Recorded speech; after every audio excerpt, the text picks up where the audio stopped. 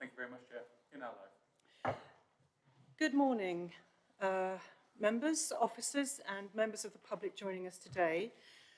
Welcome to this meeting of the South Cambridgeshire District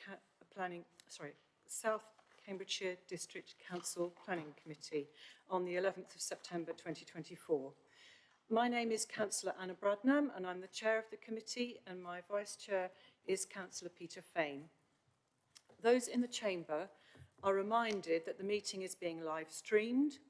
By your presence here in the chamber and via video conference, you're deemed to have consented to being filmed and to the use of images and sound recordings for a webcast and archived recording. May I ask those who are joining us remotely to ensure that their camera and microphone remain off unless they're addressing the committee. For those of us present in the room, please ensure that your microphone is close to you. Mine's probably too far away. And speak clearly when addressing the room. Please don't just rely on the microphone. Please do project.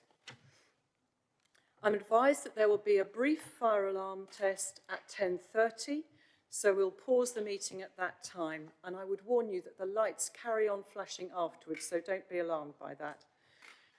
For those of us in the chamber, please note that we do not have to leave the building during these tests.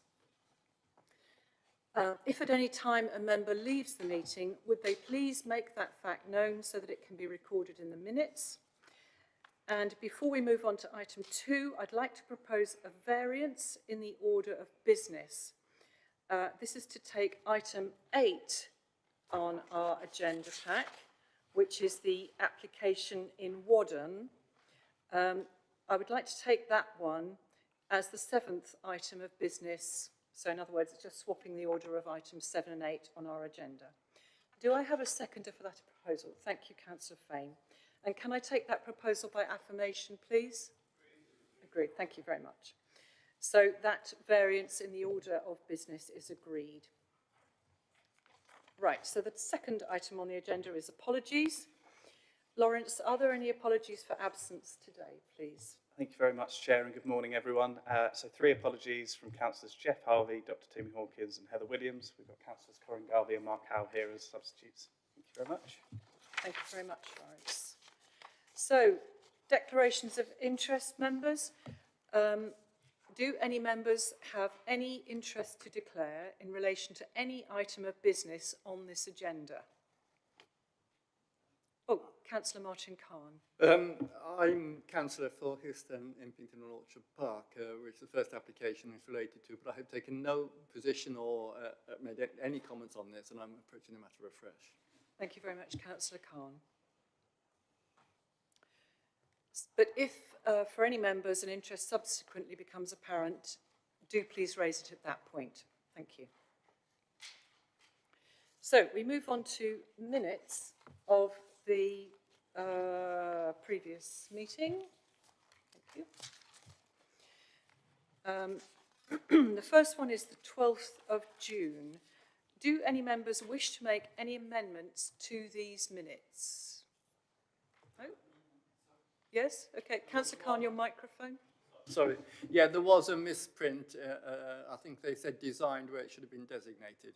Sorry, can you just indicate where that was? I can't. So I haven't got them on with me. So what item was it about? Well, there was only one. This is June or July? This is the 12th of June. Sorry, no, this is July. Okay, so 12th of June we think are okay. Right, I'll just initial this to begin with and I'll go back and sign them later. Is this the... Then we move on to the 10th of July. Was that the one you were talking about? That was the one there. So, Councillor Khan, this was when we were looking at the developer briefing on the design code for Northstowe. Yep. Yeah, there was one point it says designed, and I think the word that is intended is designated. Somewhere in here, there's a word that you think was intended to say designated, and it says design. It'd be really helpful if you could indicate where it was, Councillor Khan. Can you give me a copy of the minutes? If you, Lawrence will bring you a copy of the minutes and you can find it for him. And perhaps you would do that in your own time, Councillor Khan. Right, okay, and are there any others? That's it. Lovely, thank you very much.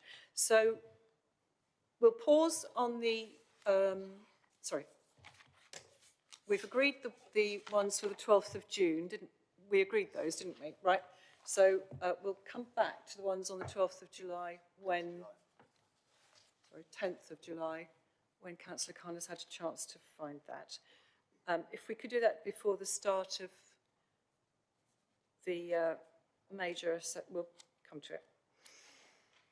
Should we come back to it after the briefing? Yes, I think we'll come back to that after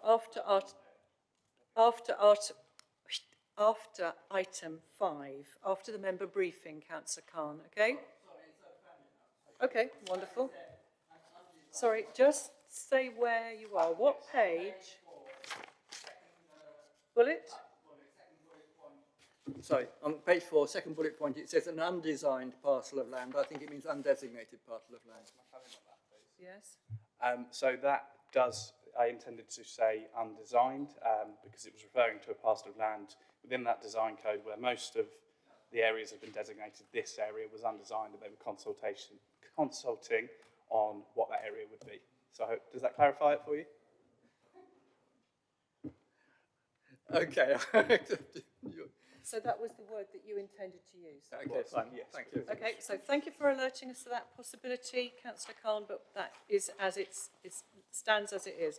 So do any other members have any matters to raise on those minutes of the 10th of July? No? Can I take those as a true record then? Lovely, thank you.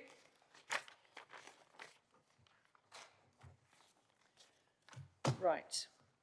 So, moving on to the member briefing then, this is on sales and lettings at the Welcome Genome campus in Hinxton. And James Tipping, the principal planner in Strategic Sites team, is going to present us with this briefing. It is for information only, members, but if you have any burning questions, I'm sure they can be answered. And I'm advised by James he will aim to take about 30 minutes to give us this presentation. May take a little longer, but that would be useful. And also we have Julie Fletcher here, who's our Housing Services Manager, also, who might be able to answer any questions in that regard. Okay, so James, thank you very much. Do continue.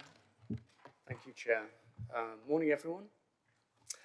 As Chair mentions, this is a members' briefing on the draft sales and letting system associated with outline plan permission S/4329/18/OL. Both Julie Fletcher and I will be presenting this item. So just looking at the presentation structure, we will be going through the outline plan permission and the Section 106 agreement. Just an overview for those members who are new to committee and have not seen sort of previous presentations that have come to committee before for the Welcome Genome campus. And then we'll move on to the sales and letting system, which will be presented by Julie. So just to give a bit of context, so in terms of the site and its location, this is located down by Hinxton and sits adjacent to Hinxton and the Welcome Genome campus. The majority of the site is separated by the A1301, which dissects going from north to south. You can see the image on the right-hand side, which just looks at the wider setting of the site. So you have Ickleton, which is a bit further to the southwest, and then Cambridge, which is much further to the north. In terms of the outline plan permission, these elements just set out what is envisaged for the site to deliver. As you can see there's 1,500 homes, including affordable housing, 150,000 square metres of research and translation space, retail space, a hotel, primary school or land for primary school, and other such associated infrastructure. In terms of the setting of this particular outline plan permission, there are several elements which looks relatively complicated where you get to the point of a reserve matters submission. So there are some site-wide strategic documents which need to be submitted and approved before we get to the point of a reserve matters application being submitted, such as the design guide, which I'll come on to shortly. You can see there's a parameter plan on the right-hand side, which identifies the 3 development areas associated with the Welcome Junior Campus development. So we have development area 2, which is associated with the existing campus, and then development areas 1 and 3 for what is termed as the expansion land. And this will make much more sense as we go forward with throughout the other slides. So some members will remember that the design guide came to committee at the end of last year, was approved at committee. This design guide sets out those spatial principles and land uses, including the residential element. As you can see here, within this framework plan, you can see that the majority of the residential element is located to the north, which is in development area 3, and then there are other residential parcels located within development area 1, which is the focus of the sales and letting system. So just turning to the Section 106 agreement, I appreciate this looks relatively complicated. I try not to go through all of these elements, but it's just showing how the Section 106 elements are associated with the outline plan permission and reserve matters applications as they come forward. So you can see at the bottom left-hand side of that image, probably just about read where it says residential sales and letting system as a Section 106 obligation. This sits within Part 4 of Schedule 4 of the Section 106, and this needs to be submitted where a reserve matters application comes forward for residential development. So you can see here how that sort of sits with other conditions within the outline plan permission, some of those site-wide strategies that I talked about previously, but also other elements that are required to support reserve matters submissions. At this point, I'm going to hand over to Julie just to talk through, again, these the Section 106 elements, but also the sales and letting system and how that fits in with the Section 106. Thank you, James, and morning, everyone. So, yes, I think it's worth mentioning again at this point that this scheme is very unique. There was a special case made for the inclusion of housing on this scheme, which normally wouldn't have been permitted. The delivery of homes was part of a much wider case for growth and to retain and recruit talent, as well as placemaking for the Wellcome Trust. So the restrictions that are placed within the Section 106 are very bespoke to this scheme, and there's a clear intent that all the residential units are to be occupied by campus-related workers. As far as is possible, obviously, you know, we can't have properties empty either. But for campus-related workers, we had long discussions in terms of who that should include when the Section 106 was being agreed. And I can confirm that as well as people who work on the campus, the researchers, the technicians, etc., it also relates to the people who provide services to the campus, so the people working in the nursery school, etc. So we were very keen at that point to make sure that that was included. So I think we have to be mindful when we're looking at the letting system that the housing market for the campus is very different from what we know as sort of general traditional housing. So just to recap what was agreed within the Section 106, overall the scheme is looking to achieve 30% of the residential units as campus affordable housing, and at least 40% will be housing to rent. There is an indicative mix within the Section 106 which sets out that 10% should be discounted market sale, 10% affordable sharer accommodation, 10% discounted market rent, 20% market rent, and then the remaining 50% there would be either market sale or market rent, and it would be subject to the needs of the campus workers. And I have to stress, you know, this was indicative in terms of what we're trying to achieve here is to meet the needs of campus workers. So you know, there needs to be an element of flexibility within that. So just to recap in terms of the affordable, because as I said, it's very different to what we know traditionally as affordable housing.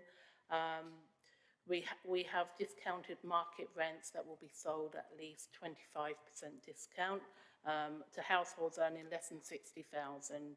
The discounted market rent element will be discounted at 30% to local market rents, with qualifying households who earn less than 40,000. And then for affordable sharer accommodation, this will be targeted at campus workers who are earning less than 25,000. So we're really trying to target those in terms of who need that affordable element. In terms of unit size, the Section 106 again provided an indicative mix, and that really ranged across from studio type accommodation, we talked about sharer accommodation, and it up to 4-bedroom homes. But again, I would stress, you know, it will be very much led by the demand of the campus workers. Within the Section 106, it does allow for the tenure and the property mix to be flexible, and we will review it at each reserve matters to make sure it really does reflect, as I keep saying, the campus housing needs at the time. So within the Section 106, it sets out a prescribed process for both the sale and letting of homes, which will govern the occupation of both the rented and sale units to make sure that they are targeted and safeguarded for campus-related workers. There's detail within the Section 106 around protection for occupiers in certain circumstances. So if they no longer work at the campus, for instance, or perhaps a death of one of the employees who lives in one of the campus-related homes. So we've got safeguards within the Section 106 to cater for sort of circumstances like that. Within the Section 106, there's also a requirement for more detailed monitoring of the sales and letting scheme as it progresses. So this is very much an evolving thing, I think, in terms of understanding those needs and meeting those demands. There's a requirement to appoint a housing coordinator by the trust who will manage and monitor the allocations, as well as the need to keep a housing waiting list that will provide a live record of all campus-related workers seeking residential accommodation. And as James has already said, there's a requirement within the Section 106 to submit a sales and letting system for approval before any occupation of the residential units. So this has now been submitted, and this is what we've come to talk to you about today, really. Thank you very much. So you're carrying on. Not quite finished, sorry. I'll try and speed up a bit. Whilst the lettings and sales... Please don't be moved into a faster delivery. That's fine. I interrupted unnecessarily. Sorry, Councillor Bratton. Thank you. So whilst the lettings and sales system is to be site-wide, the document that's been submitted only relates to Development Area 1. And to be honest, this is really a bit of a test bed for the allocations as to how the system will actually work in practice. There is sufficient flexibility written into the system to allow it to be reviewed at any time if either the council or Welcome feel that it isn't meeting the objectives set out within the planning permission. So the Section 106 agreement requires that detailed monitoring is set up to inform future reserved matters, and that will be by way of housing monitoring reports and a waiting list. However, as the first parcels come forward, this information isn't readily available at the moment. You know, there's no point having a waiting list, you know, when you know the development hasn't started and the people moving, the employment sites moving on. So therefore, really, the residential need for those first phases is likely to arise from existing campus workers in the short term. So to get the scheme up and running for the earlier phases, for the development area 1, the system will focus only on rented accommodation. I have to be honest, when we agreed this some time ago, the market sales was always going to be more challenging, I think, in terms of allocating market sales. And I think it does make sense to wait and see how the scheme progresses and whether there is interest from the workers that they want to purchase homes on the campus site. So, like I keep saying, it's really sort of based on that need and demand from the campus workers. In terms of the affordable units, the housing waiting list will identify eligible persons who are campus-related workers who satisfy the criteria for affordable housing based on their income. Across the whole of development area 1, we will look to achieve 30% of homes to campus affordable housing. But within DA1, what we have said, within each reserved matters, we will seek at least 20% affordable. And I'll come on to that a little bit more to explain how that will work in practice. So this is really to enable greater flexibility in the early stages, to ensure that homes go to campus workers before cascading out if there isn't that need at that time within the campus. So it sort of gives us a bit of a 10% buffer for those first early phases, really, to make sure that we keep it as contained as we can within the campus. I think where the scheme differs in particular from more traditional sort of development is that the affordable units won't be fixed. So as an example, a 2-bedroom apartment could be let at the discounted rent, or it could be let at a market rent, depending on whether the person going in qualifies for affordable housing. So the allocation really is much more fluid, and it will be tailored to meet the needs at the time. We've mentioned monitoring, and that is really important, I think, to ensure the council has oversight of the provision as the development progresses. So where there's not sufficient applicants for either the discounted or market rents by campus-related workers, then there is a cascade provision which I will talk you through next. So as I said, the target for affordable housing is 30%. Within the cascade procedure, we have tried to cater for every scenario that we think may happen, but in reality, I think we're likely to only get to second stages of the priority ratings.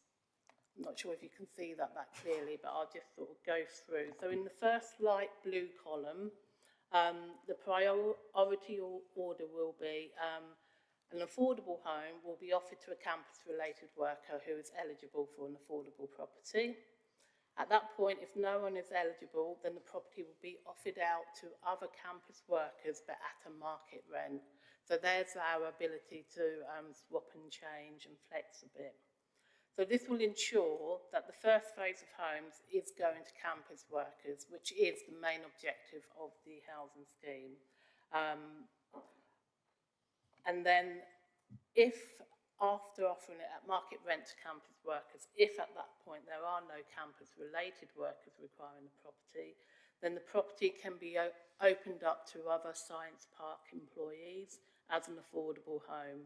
And again, and they'll have to be eligible to meet that affordable housing criteria. So to ensure that that property is kept as an affordable. So for a science park worker, that's within an 11-kilometre radius, and it includes Grant Park, Babraham Institute, Chesterford Research Park, and potentially Cambridge Biomedical Campus. And failing that, any other employer that is agreed by the council. And then finally, the fourth priority, is offered as a market rent to science park workers. So we'll start with the affordable, and then if we can't find anyone through the affordable, then it will be offered out to science park workers generally.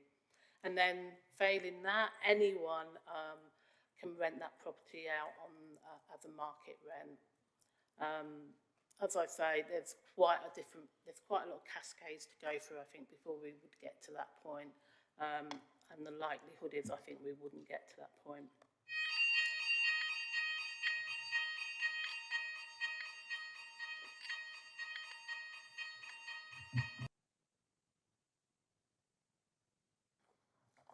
Sorry That's about just that. a test. Thank you. Do carry on, Julie, despite the flashing lights. Okay, so in the third column, which is in the dark blue, this identifies if because of that cascade regime in the first column falls to 20% affordable, so we've flexed a little bit in terms of offering it out as market rent. What we wouldn't allow to happen is for that to fall any further than 20%.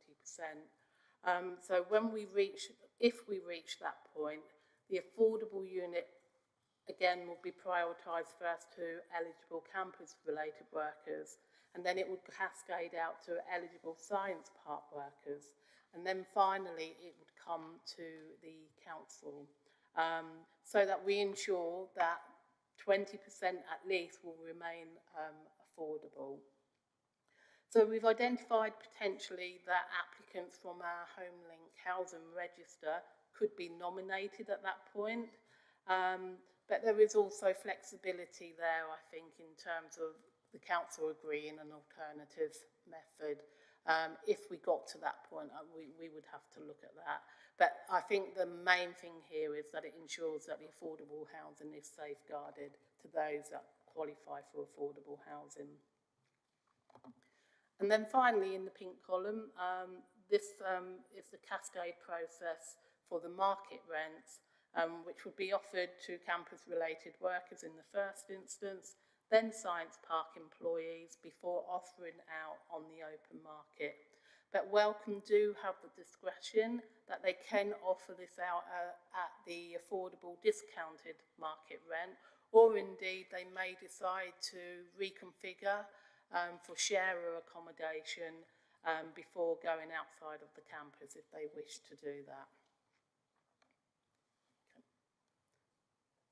And then just to summarise really, so overall the unit sizes of the residential homes will be broadly in accordance with the indicative mix identified within section 106, but they will be agreed at reserved matters each time based on the needs that we get in terms of how the scheme's progressing, the waiting list and the monitoring reports.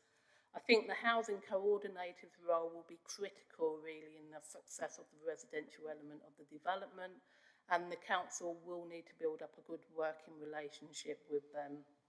So for the housing coordinator, their role will be to maintain that housing waiting list and work directly with institutions and businesses and service providers on the site. They will manage the lettings process and all the contract arrangements and tenancy agreements, and will provide the council with progress reports, including 6 monthly housing monitoring reports following the first anniversary of occupation, as stated in the section 106. So the monitoring of the system will be reviewed during the residential provision within DA1. Should elements not work, either for the council or for Wellcome, as I've said, we can review that at any stage. And then finally, development within DA3, that will not proceed until we've done a full review of how the allocations process went on DA1. To understand that demand at that point, we should have a good idea in terms of that demand coming through as the scheme progresses. So really over to questions, I guess.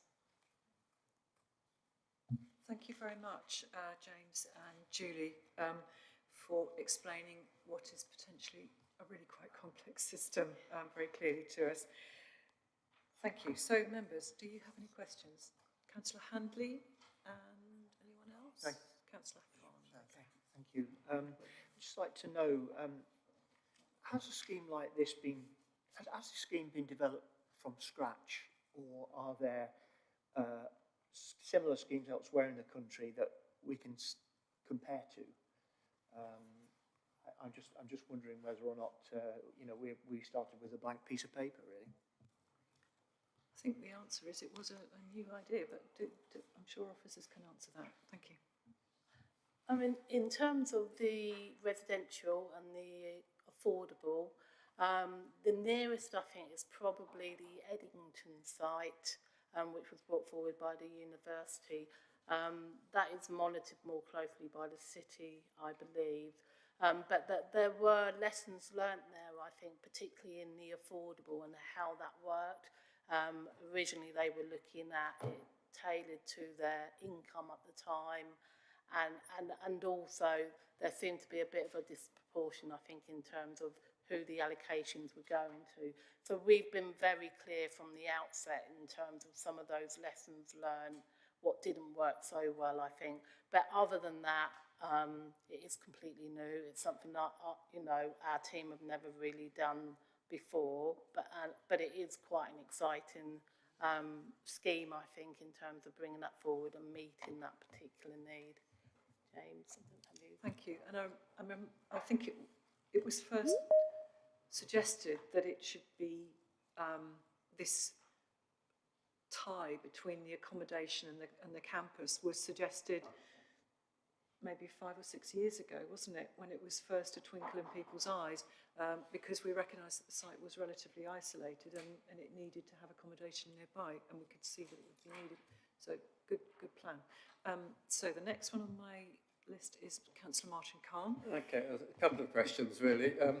Firstly, just the information, shared accommodation. I presume that's worked on a basis of 10% on the basis of each unit, each complete house of shared accommodation rather than each resident.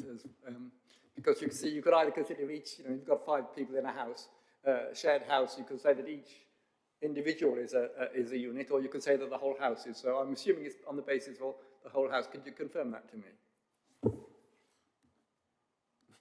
I think for sharer accommodation, as I said, we are trying to be quite fluid and flexible, I think, at this point in time, which is why we've not really talked about numbers. So while we've said 10% sharer, and we will look at that in terms of the needs coming forward in terms of the waiting list, it will really be driven by that. So your question around whether it's person or units,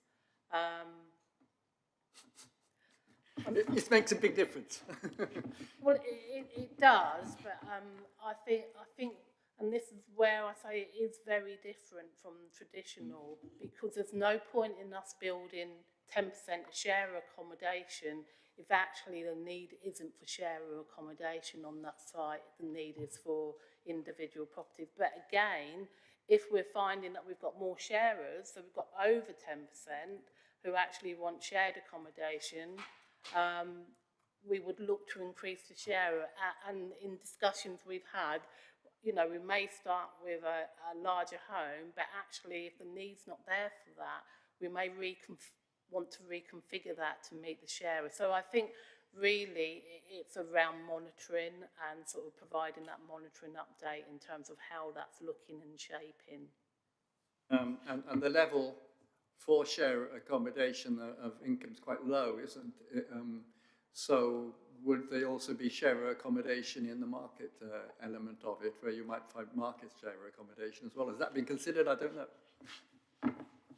Yeah, I think when we looked at the affordable element, we felt that sort of single individuals, you know, sharer accommodation who are on lower incomes, that would be their preference. But there's no reason whatsoever, if the demand is there, that actually the sharer accommodation can be market rent as well. But traditionally, they're always going to be slightly less, aren't they, because you're only sharing a property. My second question is related to the difficult position if somebody gets another job which is not eligible. How do you handle both the rental accommodation and in particularly the market accommodation? What would be the position? How do you enforce it? And do you enforce it? I know you said there's flexibility, but I can see this could become quite political or sensitive. That's fine. So I can't quite remember exactly what was agreed within the Section 106, but for rental, obviously, it's through a tenancy agreement. And there will be safeguards in there. And we had time periods in terms of, you know, if you no longer worked at the campus, then you had 6 months or whatever to find somewhere else at the end of your tenancy agreement. There were safeguards in there around people with children, I think. It's completely different if it's market sale, because that person has bought that property, but there would be covenants within the properties in terms of when it's re-let again, when it's resold again, it goes to a campus-related worker. We were very keen to ensure that people wouldn't just be thrown out of their homes if they no longer worked at the campus or if the person who worked there had died. So there are safeguards in there, and forgive me, I can't remember exactly what the time period was, but there are time scales in terms of trying to work with that person to try and find them something else. And obviously, I think now, again, that's about that close working relationship with the council in terms of there are certain people that potentially will need to look for alternative accommodation, then we can offer advice on that. But there are safeguards written within the Section 106. Thank you very much, Julie. Moving to Councillor Richard Williams. Thank you very much, Chair. I've got a few questions or comments on this. First question, the salary thresholds for affordable housing, affordable rent, is there any plan to revise those, given that they were set in 2020? Inflation's been quite a significant factor in the intervening time, but in any case, 4 years has passed. And we're still some years off build out. So I would slightly worry about fixing those. So is there a plan to revise those so that they more accurately reflect, you know, the cost of living now? The second question was just in terms of the allocation. It was said that the allocation between particular tenures is fluid and it will be demand responsive. I can see the benefits of that. But if it is entirely fluid and demand responsive, can we really have any confidence that those percentages will actually reflect reality? Because they might not. So am I right in thinking that? Just another question in terms of the cascade we were showed. There was a slight change in language from campus workers to science park workers, and I wasn't sure who would qualify as a science park worker. I'm assuming that means people who don't work at the Genome campus but work in some other science-related sort of area. But is there a geographical restriction on that? Would somebody, for example, who works in the Cambridge Science Park in North Cambridge count? Because you're adding in quite a significant commute there if you know, they counted for some affordable housing. And just a sort of final question on this, and then I've got one other point. Is it possible within this scheme that the market housing could end up being sold to non-campus workers if there's no demand from campus workers? I wasn't quite sure if that would be the case, and then that brings in the complexities that Councillor Khan talked about in terms of covenants. So those are my questions on this. I did just want to make one other point, which is a plea to planning. It's the applicants are doing a very good job at engaging with local communities, but there is increasing alarm in the parishes surrounding the scheme about the catastrophe we're being pushed into in terms of the traffic and the A505. It's a looming disaster that we can all see, and it's in large part because of what's in the 106 about the obligations, particularly with the A1301, A505 roundabout and what's proposed there. So on behalf of parishes and villages around Hingston, Duxford, Whittlesford, Sawston, we are being pushed into a disaster we can all see with this. So I think we would welcome some engagement from planning about looking again at the traffic management that's locked into the 106. Thank you. Thank you, Councillor Dr. Williams. So we've got 3 questions there. Do you want to, who's going to pick those up? Is that Julie? Thank you. Take the first ones. In terms of the income, you're quite right. I mean, when I saw these figures, they now seem actually quite low in terms of the annual incomes, but they are index linked. So at the point when we start to look at allocations, they will go up in terms of being index linked. So they will go up, but hopefully, you know, that'll be relevant in terms of that affordability. Forgive me, Councillor Williams, your second question I was going to answer, but I've... Allocation between tenures will be demand responsive. Yeah. Yeah, it was if it's Yeah. totally fluid, how can we have any Yeah. confidence that the percentages will actually reflect what happens in the end? Yeah. So as we sort of said, DA1 is really a bit of a test bed, really, to understand that demand. I personally think that as it increases, there'll be demand for all types of different tenures. And that's when, you know, we will be saying, well, actually, no, we now need to refer more to the indicative mix that we've given, because it's still meeting that demand, so that we're getting that range.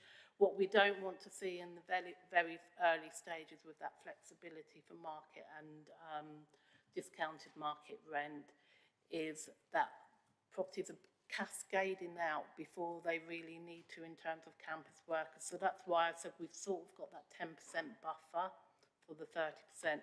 I think the monitoring, we will have influence on that in terms of reserve matters. When we can see what that demand is and the monitoring of that, that will help inform that. And it's in no one's interest not to meet that demand in terms of that need. So we're not going to push for homes that aren't needed when there are clearly other types that do. But overall, we want to have that sort of overview that we are meeting those indicative mixes, which I think we will do. The sale ones, obviously, there are challenges there, and I think we will come back and revisit that, I am sure, at a later stage. And the third question related to cascading, Yeah. the wording between campus workers and science park workers, and is it restricted to this science park, or is it extended to others? Yeah. So the campus workers, let me just get the, I'm just going to get the definition within the, oh, you've got it there, well done. So campus workers is anybody who works on the campus, so it's specific to Welcome Campus at Hinxton. It's anybody on there, but as I said, it will include not just the researchers, not just the, you know, the very highly skilled people coming in. It's also people who help facilitate the services at Welcome. So it will be people like the nursery workers who work on site, the contractors that come in and maintain the site, etc. They will also qualify in terms of that qualification for a campus-related worker. When we talk about the science park employee as a cascade out, that can then cascade out, and we've given a 11-kilometre radius. And as we said, that will include Granta Park, that will include Babraham Institute, Chesterford Research Park, and then anybody else actually that is in agreement between the council and Welcome who that could cascade out to. It will be interesting to see if we would ever get to that stage, I think, and again, I come back to that monitoring to try, you know, we need to understand that better. So the answer was that Cambridge Science Park would not be included because that would be outside the 11-kilometre radius. We do mention Cambridge Biomedical Campus, but that's subject to the Cambridge South Railway Station, I think, being implemented. Sorry, but not Cambridge Science Park. That's north of, on the north edge of Cambridge, isn't it? I think yes, it's outside 11 kilometres. Yeah, I think it might be outside. Okay, and then the fourth one, the possibility that market housing might be sold to non-campus workers eventually. Yeah. So, as I remember, this was quite an issue that we looked at long and hard. There will be covenants within the sale of any property that restrict it to campus workers with a cascade out. What we can't have is someone who needs to move out, who owns that property, but can't sell it. So there is a cascade mechanism, but it will always come back to the first priority has to go out to a campus-related worker within the sale of that property. So there are safeguards in there as far as possible, but we also have to be realistic that we can't be a barrier to someone who needs to move as well. Can you just advise how South Cambs planners will respond to the note from Councillor Dr Williams about the traffic movements? Yes, thank you. I think there's still to be ongoing discussions in relation to the A505, A1301 roundabout and some of those sort of the technical highways discussions. So I can't give any updates right now. It's probably something to sort of update you on separately from this, if that's okay, Councillor Williams. Okay. Thank you very much. Right. Next one is Councillor Peter Fane. Thank you, Chair. A lot of my questions have been asked and answered by others. In relation to the affordable shared accommodation, I assume there we're talking about what's sometimes referred to as co-living, in some cases might be HMOs. And I appreciate this is the exact proportion is to be related to actual demand. I notice in the Lichfield report for CBC, where the demand may be similar, there appears to be increased demand for this type of accommodation, depending on its quality, of course. And I'm just wondering what we mean by affordable shared accommodation. To what extent will that be, for instance, en-suite accommodation with shared kitchen and so on? And what happens if there is an increase in demand for such types of accommodation and other accommodation has to be converted, which may be quite difficult to do, or indeed the other way, where shared accommodation proves to be surplus and has to be converted back to family accommodation. Has that been considered? I'll try and answer that question for you. So, yes, you're correct. The affordable share accommodation can be like an HMO. It can be co-living. It's not fixed what that will be. And again, I keep coming back to this sort of demand. It may just be two people, two different households living together. They may be single, they may be couples, etc. Or it may be a bespoke, much more bespoke sort of HMO type of property in terms of accommodating more sharers into that type of accommodation. I think the honest answer at the moment is we don't know what that will look like. I think we are very much aware the need to be flexible, so always having that in mind in terms of the design of properties and the ability to swap in terms of maybe sharing for two people or maybe a family home. So I think that is very much in the minds of the Trust in terms of, as the schemes come forward to look at that. I think the first phase is very early stages, but like I say, it will evolve and develop and hopefully we'll understand that need better. Thank you. I would just observe, there was a report recently on living in shared accommodation from people who lived it, and they said, of course, all of them wanted to be in accommodation on their own, really, but they couldn't afford it, so they'd ended up in shared accommodation, which, although functional, actually gave them very little social interaction with the other people in the house. They all existed as isolated individuals, which is not a very nice way of living. And I just think, well, we need to design buildings such that they are a more friendly place to be. But thank you very much indeed. I can't see any more questions around the room. And thank you very much to the people, to Caroline Foster and Julia Foster coming from Urban and Civic, had we had any questions that hadn't been able to be answered. But thank you very much indeed for your questions, and thank you, Julie, and thank you. James, did you have anything further to add? Not at this stage, no. Thank you. Thank you very much indeed. Okay. Okay, so Can we just have a pause for 5 minutes while we bring in the planners related to the Histon site? So if anybody wants to dash out for 5 minutes, we'll reconvene at 11. Thank you.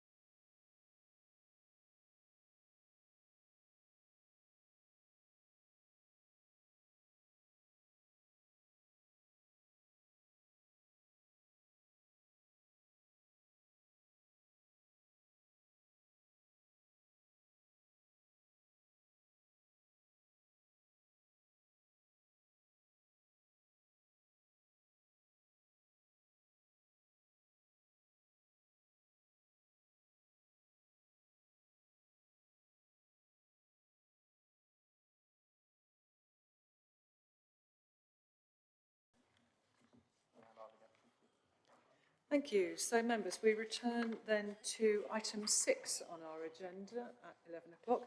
So this is an item in Histon. This is 23/04537/FUL, and it's described as land adjacent to School Hill, Histon.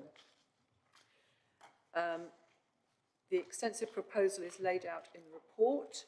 The application has been called in by the Parish Council and the site was visited on the 4th of September. The key issues are scale and massing, harm to the conservation area and parking provision, and the officer's recommendation is to approve subject to conditions and the completion of a Section 106 agreement. Phoebe Carter, the case officer, is presenting. Thank you.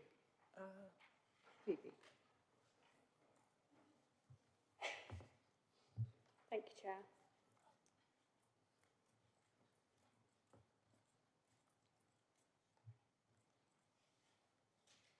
Do you need a few minutes, Phoebe? No, I'm just sharing my screen with you now. Okay, super. Thank you very much.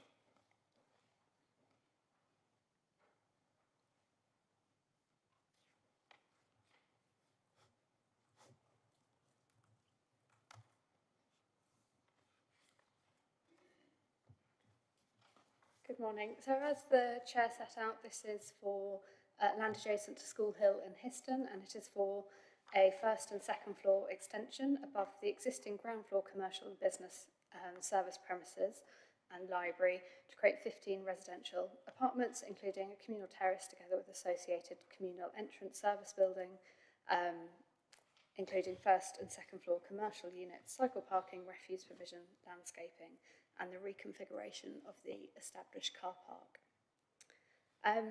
Further to the update sheets, we just have a couple of additional conditions that we are proposing to add that were missed, so apologies.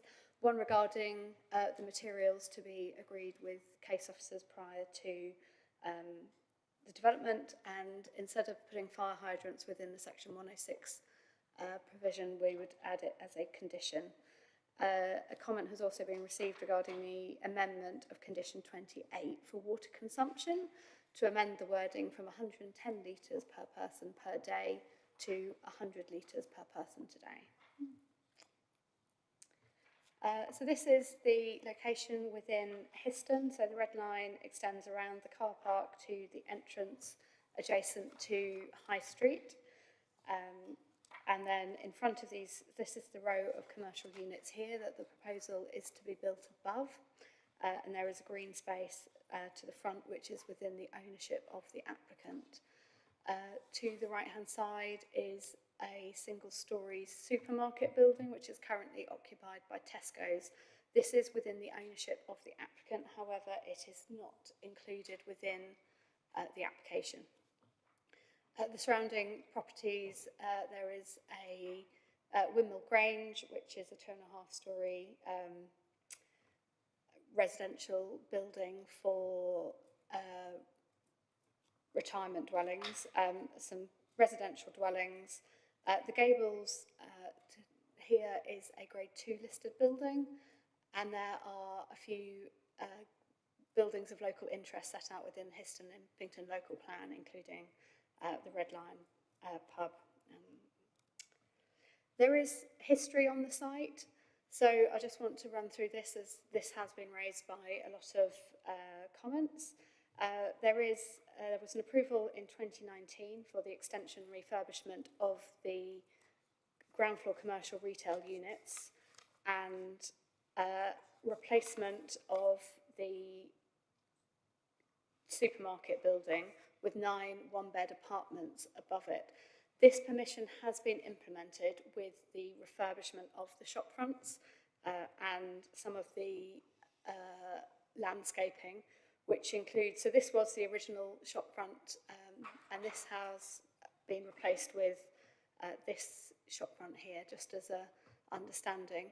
However, the supermarket element has not been expanded on at all, and this application will prevent those 9 units from coming forward. to bring those forward, it would require a Section 73 application or another full planning application, which officers would assess in turn. So this is the existing site plan, just to set out. So there are 40 car parking spaces currently set to the rear and side of the units, and these are the retail units where the proposal is to be built above. The proposed site plan is reconfiguring the car parking layout. So they are proposing that 15 of the car parking spaces, which would be these 3 in here, 2 spaces in here, and then the rest along the back of the car park, would be allocated for the residential units. This is a shortfall in accordance with our local plan and the Histon-Impington neighbourhood plan. However, it would still provide 1 car parking space per residential unit. All of the residential units are 1 or 2 bedroom units. The rest of the car parking spaces would be retained for the use of the commercial units. There would be 18 car parking spaces, including these car parking spaces in here, these 5 in here, along with the car parking spaces to the side of the access, as well as an area for the delivery vehicle to be parked for the supermarket. This is a loss of car parking spaces. It is noted that these 7 spaces in here have been included by the applicant as part of the application. However, they have not been included as part of the officer's assessment, as these are on highway land and therefore are outside of the control of the applicant. Officers have assessed the loss of car parking, and we consider that this site is in a highly sustainable location within the centre of a rural centre village of Histon and Impington, and therefore, there is a large provision of cycle parking on site, and it is in walking distance of a large part of the village itself. However, we do appreciate that there is a reduction in spaces. A car parking management strategy has been conditioned as part of the application, so we will be able to understand the applicant's use of the car park and how they choose to monitor the spaces. The existing car park is outside of our control in regards to the management. So this is the proposed ground floor, which is retaining the commercial units as is. And to the rear of the supermarket is the service and access building to the flats, which includes the cycle parking, bin store, as well as a fire exit and the access. There is a lift provision being provided as well. The proposed first floor, it's noted that the service building is going to be connected via these accessways to ensure that the flats have adequate light. There are light wells proposed, which also have windows opening onto them, meaning that the flats are essentially, they have dual access for ventilation. All of the properties have either winter gardens and or balcony provisions for the units. So they all have satisfactory external private amenity space. All of the flats are meet or exceed space standards. It's also noted that of the 15 units, because this is a major development, 6 of the proposed units are to be affordable, and this will be secured under a Section 106 agreement. The proposed second floor also has a communal terrace area of 127 square metres that is available for all of the residents to access. And this is the roof plan again, setting out the solar panels and green roof elements of the building. So this is the proposed front elevation. It's noted that closest to School Hill, the development is only proposed at first floor, and then it steps up to a two-storey development above the existing arcade. And there is a break in the gables to the front, and this is where the communal terrace is proposed. And this is the rear elevation proposed, which will go on to Windmill Grange and Brook House. So these are the side elevations as well, just for your information. So this is the section through the site, which just shows these walkways and how the flats will be accessed from the service entrance to the flat units. So there have been some concerns by conservation and residents regarding the massing of the building. So this is just a massing comparison going back to the 2019 approval that I spoke of earlier. The green building is the proposed 2019 application, and the purple building on the lower two is the current application. And this pink building in here is the Gables, which is the two-storey, which is the Grade 2 listed building. The separation between the proposed unit and the Gables is approximately 40 metres, where the proposed scheme, or the previously approved scheme, is just set on the opposite side of the road to the Gables. This had no objections from the conservation team. This is another massing comparison between the previously approved scheme and the current scheme. Again, this is showing the development adjacent to the Gables, and this dotted line here is the outline of that 2019 application, and the purple is the current application. The height of the proposed development is 2.2 metres higher than the previously approved scheme. This is just a visual of what the proposal is going to look like, just to give you a better understanding. So the objections that have been received are regarding heritage impacts, density, scale, character, highway impacts and the parking, residential amenity, drainage, and the impact of the 2019 unit being built out. And these have been assessed within the officer report. The planning balance of the scheme is, officer's recommendation is for approval subject to conditions and the Section 106 agreement. It is considered that the proposal is the redevelopment of an existing brownfield site, resulting in 15 1- and 2-bedroom flats, including 6 affordable units. And it's positioned within a highly sustainable location within a rural centre that would not be solely dependent on access by car. And this was balanced against the scale and massing of the proposal, which would cause potentially significant less than substantial harm to the listed building and conservation area, and the parking provision being under the recommended levels in the local and neighbourhood plans. Thank you. Thank you very much, Ms. Carter. Right, so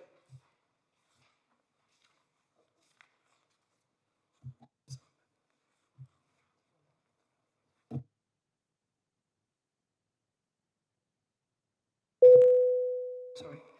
Yes, do members have any questions of clarification? Councillor Sandford. Thank you, Chair, and thank you, Phoebe, for the presentation. Could you just clarify the situation regarding the 2019 application for the supermarket, which I believe has been approved? To my inexpert eye, it looks like it's a separate building. There would be nothing to prevent, is it the same developer? Nothing to prevent them going ahead with that project as well as this new one. Phoebe, do you want to respond to that?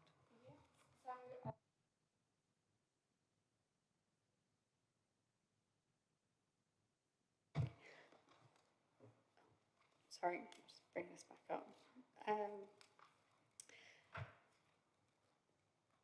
So this is the proposed site plan for the previous development. So Obviously, this in here is the commercial unit that has been built out in here. And the supermarket, the existing footprint comes to this dotted line shown here. And as part of this development, it would require a 2-storey rear extension, which would extend to the depth of the commercial units. So if we go back to the current, sorry, it's bouncing around between slides. So as part of this application here, there is a service building being proposed where the extension to the supermarket was approved in the previous plan, and they couldn't therefore build out the supermarket and the 9 flats without a Section 73 application being submitted or a full planning application. The likelihood is they wouldn't be able to achieve the 9 flats, and therefore it would go to the heart of the permission and require a full planning application to be submitted. So because of this, the service unit and the previous extension that was approved as part of the 2019 application, both applications would not be able to be built out without revised permissions. So the upshot is that although that 2019 permission is extant, it could not be built out unless they submitted a variation of it, which would be so fundamental it would probably need a new application anyway. Thank you. Councillor Lisa Redrup. Oh, thank you.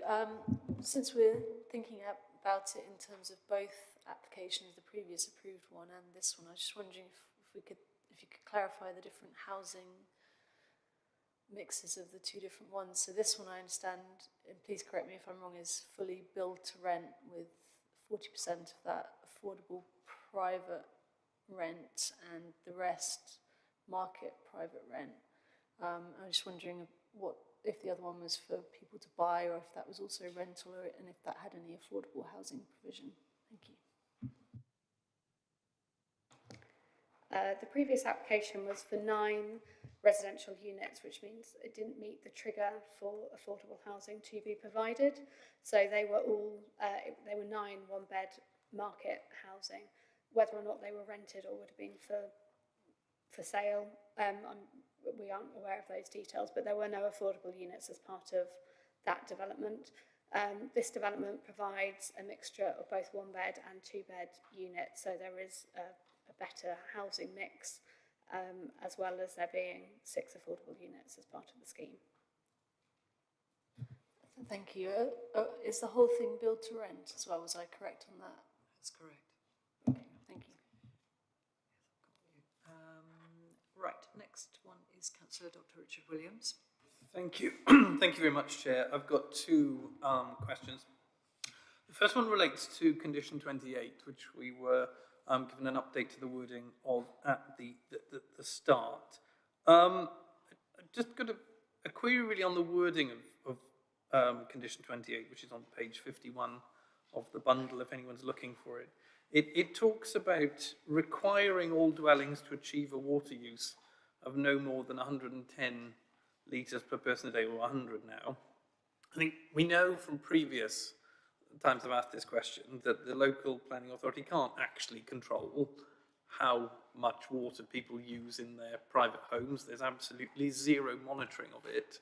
But this seems to be, to my mind, worded in an obligatory way, requiring all dwellings to achieve water use, which we can't actually do.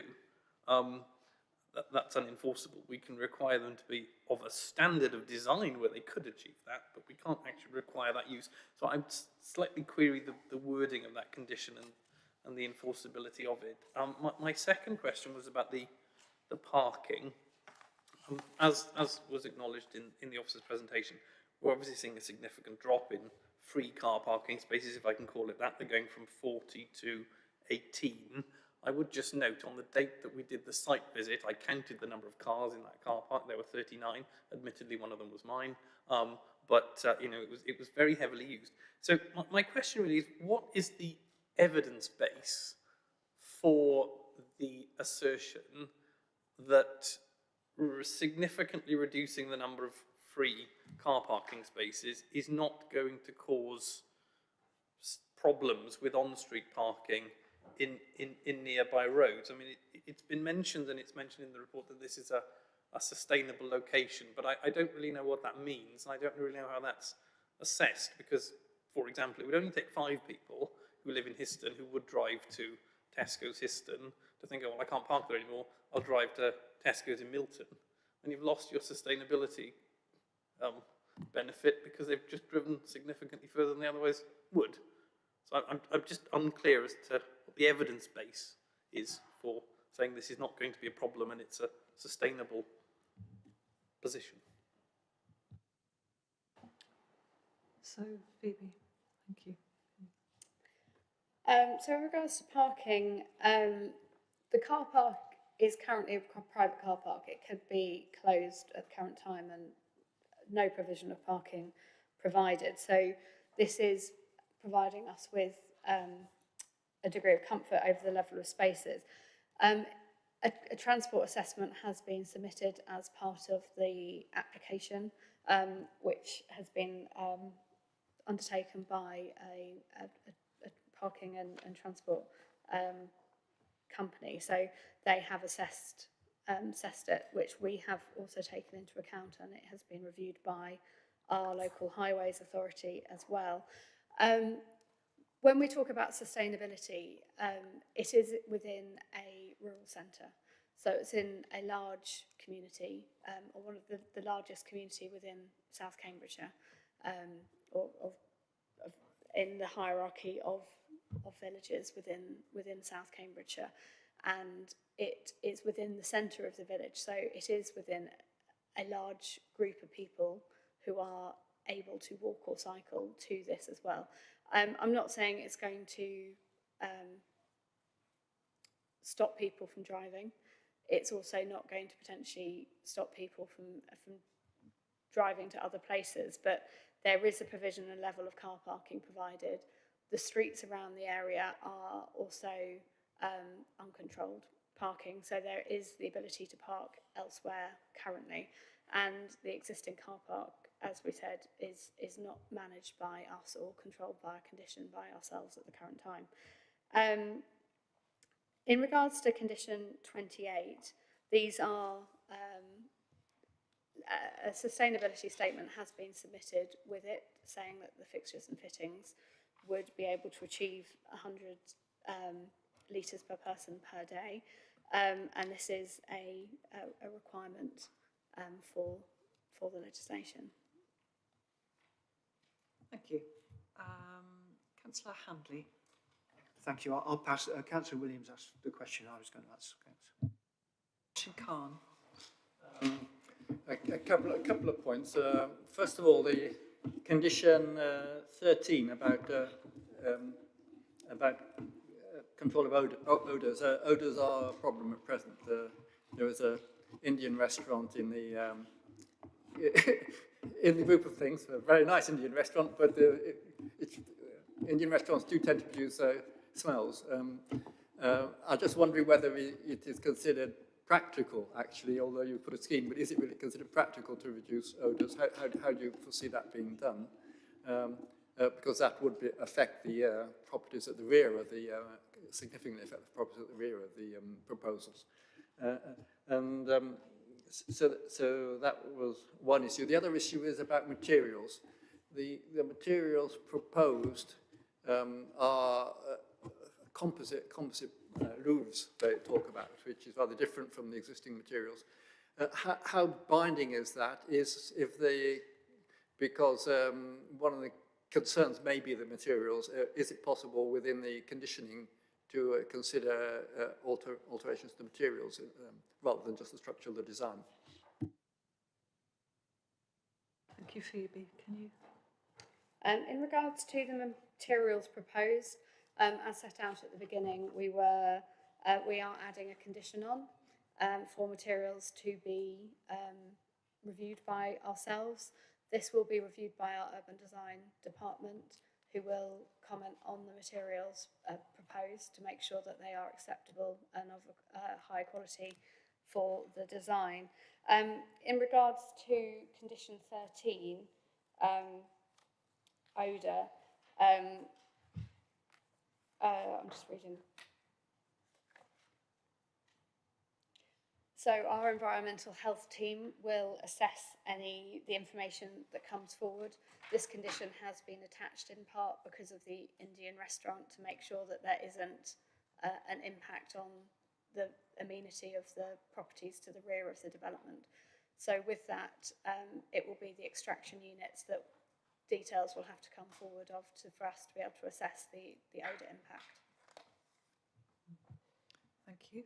I wanted to ask a matter about the materials. I think it may just be an unfortunate outcome of the way that people tried to depict 3D materials on a 2D surface, but in some of the visualizations, it looked to me as if the surface materials to be used for the flats looked quite jazzy, sorry if you know what I mean, lots of horizontals and verticals, as well as the diagonal roofs, and rather prominent in my view. You know, it's going to be a striking structure if it is approved, but I think it might be wise for when the consideration of the materials is given any thought, to consider whether this really fits with the appearance of the local area. So I'm sure officers will bear that in mind when they're doing it. And Rebecca's nodding her head, which is fantastic. Thank you. Right. Okay. So that's matters we've had matters of clarification. So I wanted to clarify that I'm making a discretionary change to the public speaker's rights, and that is that we have one gentleman, Les Blackman, who I believe is joining us online. He's not in the hall, is he? No, I'm here. That's great, okay. Hello, Chair. I believe Les is maybe speaking on behalf, oh, thank you, Les. I believe you're speaking on behalf of yourself and others. Are you, can you just confirm that? That is correct, yes. Lovely, thank you. And up to now, we have given you 3 minutes to speak. Now, I have used my discretion to enable Miss Jax Eade to speak for 1 minute, which makes a total of objection of 4 minutes. And for that reason, I'm going to give the agent, Justin Bainton from Carter Jonas, who's speaking on behalf of the application, 4 minutes as well. And I'm sorry I didn't give you any prior warning of that, but you know now. After that, we will have the normal 3 minutes for the parish council, which is Councillor Simon Jocelyn, and then 3 minutes for the local member, which is Councillor Sunita Hansraj. Okay, so with that slight variation in timings, Mr. Les Blackman, would you like to, just to clarify, you will have 3 minutes and we'll warn you when you're approaching the end of time. And if you go over, I will stop you and I might use my discretion there, but given that the timing is quite critical, I'm likely to stop you at 3 minutes, okay? Understood, Chair. Thank you. Thank you very much indeed, Mr. Blackman. Do go ahead. Thank you. The rural village of Histon is notable for its active centre with numerous businesses and amenities. Accessibility is crucial to the village's success and survival. This application conflicts with the National Planning Policy Framework, which states that local planning authorities should seek opportunities to meet development needs unless adverse impacts significantly outweigh the benefits. This application appears to have such adverse impacts. The NPPF also advises local authorities to resist inappropriate developments that do not reflect local needs, cause harm to the area, or are out of character with the village setting. This proposal represents an urban overdevelopment in a rural conservation village, exacerbating existing access and parking issues. The NPPF emphasises the importance of design in development, aiming to improve the area for residents. This development, however, has faced numerous objections from local residents, indicating it does not meet these criteria. This development will impact financially on the local shops and businesses, leading to loss of revenue due to restricted parking and limited access for delivery lorries. This could lead to closures, affecting current residents and future planning applications if essential services and amenities cannot be provided. It will also negatively impact neighbouring properties through loss of sunlight and increased noise pollution. The local conservation area would be affected, as noted in the consultation response from BNE Conservation, which states that the proposal would fail to preserve or enhance the character of the Histon Conservation Area and would harm the setting of the Grade 2 listed The Gables, contrary to local plan policy NH14. What is the point of having a conservation area if you fail to conserve it? Your decision on this development, if allowed, will set a precedent for future planning applications, allowing them to disregard any constraints imposed on a development in a conservation area. Additionally, this development will further compromise the safety of pedestrians and cyclists who already face challenges navigating this street, a point the developers have failed to address. The existing planning approval, S1793-19 full, already meets local affordable housing requirements. This new application is unnecessary and conflicts with local planning policies, the NDP and the NPPF. In the opinion of many of the residents, the primary benefit appears to be financial gain for the developer. Thus, this application should be refused. Thank you very much, Mr. Blackman, and for keeping to time. So I'd now like to invite, would anybody like to seek clarification from Mr. Les Blackman on anything? Councillor Redrup? Thank you for speaking with us. I just wanted to ask about your statement that the current permission already meets the village needs for affordable housing. I just wondered what you meant by that, because my understanding is that that permission doesn't include any affordable housing. Thank you. Yes, there's a lot of concern about this so-called affordable housing. The buildings are going to be, the commercial units contain an Indian restaurant, as has already been mentioned, and a cafe. The value of those properties, both for purchase and for rental, would be lower than market value because of those factors. So is this going to be built into the affordable rent that is going to be offered when they're going to be 20, 30% lower than a standard rent anyway? Right. Not sure that quite answered your question, but you might want to ask that of the parish council instead.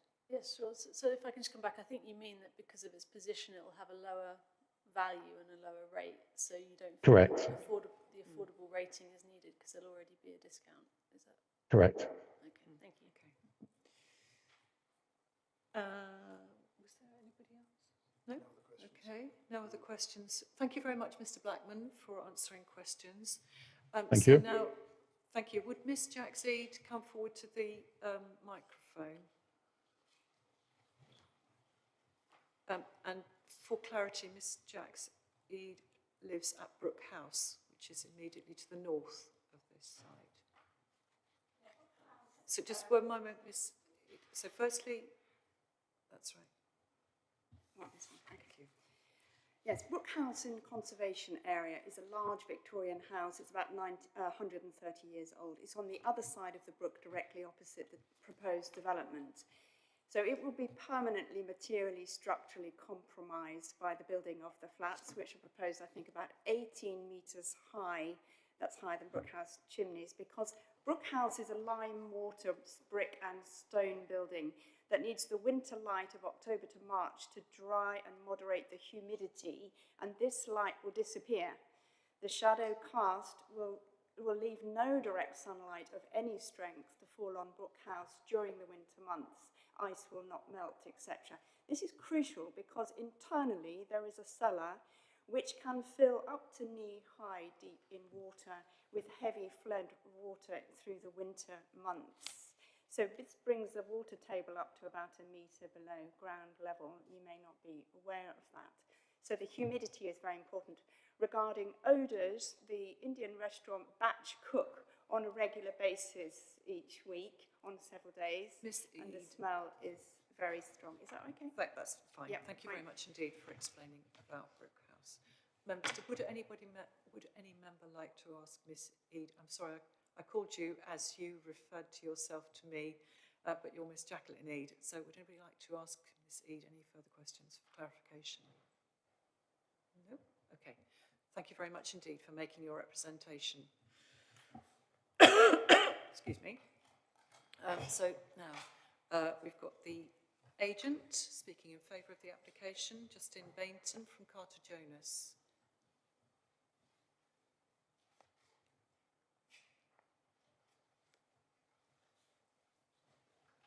And Mr. Bainton, you have 4 minutes.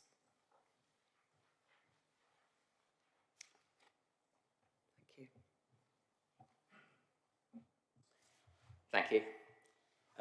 Thank you for the opportunity to speak at Planning Committee. The applicant owns the site and has made significant investments, having refurbished the existing retail units, which are occupied by well-respected tenants, including County Local Library. The scheme comprises 1 and 2 bed dwellings, to which there is a clear identified need.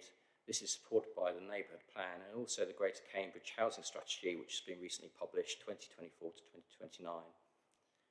As a minimum, 20% of the homes in build-to-rent developments are required to provide affordable private rent. This scheme will be delivering double this at 40%, which is a significant public benefit.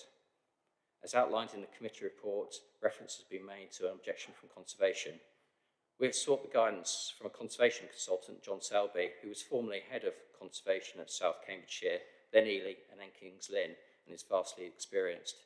Having viewed the scheme, he is of the clear view that the scheme will enhance the visual quality of the street scene to the benefit of the character of the conservation area.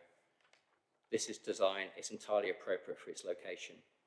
We'd also like to point out that the National Planning Policy Framework outlines that substantial weight should be given to using brownfield land and supports opportunities to use airspace above existing commercial premises. This is exactly the type of highly sustainable site that should be better utilised to meet local needs. The scheme has followed recommendations of the Design Review Panel, who have confirmed that 3 storeys can be accommodated.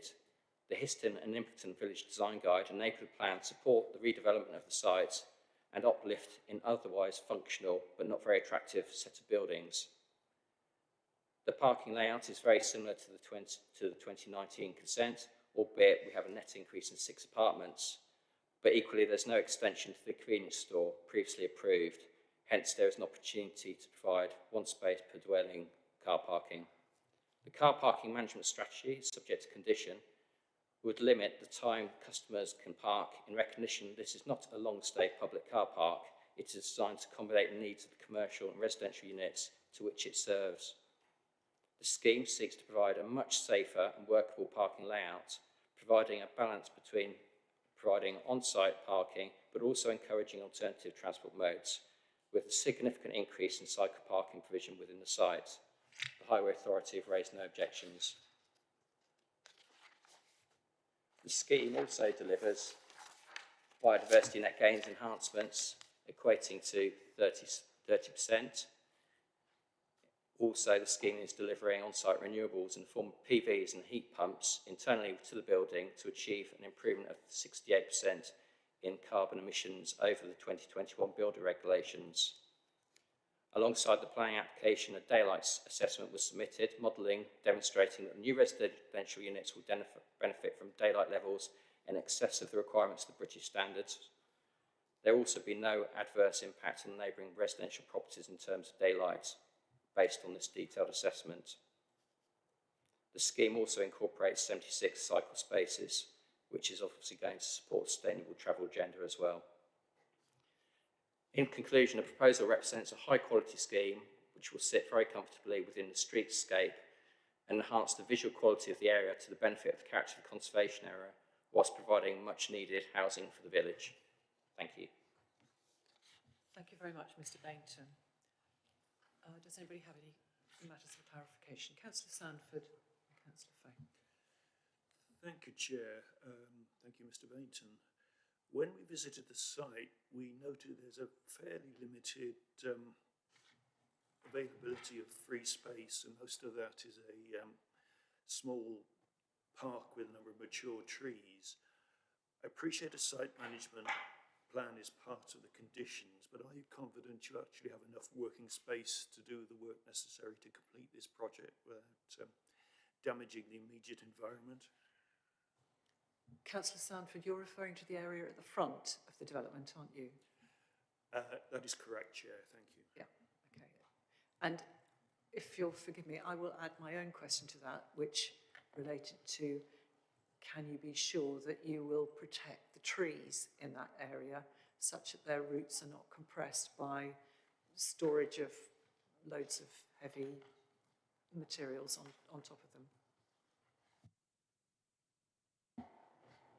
Yeah, I mean, it's obviously typical for the local authority to impose a condition related to a construction management plan. I mean, we'd expect that to be provided, and as part of that, we'll be providing sort of terrace fencing to ensure the existing trees are safeguarded.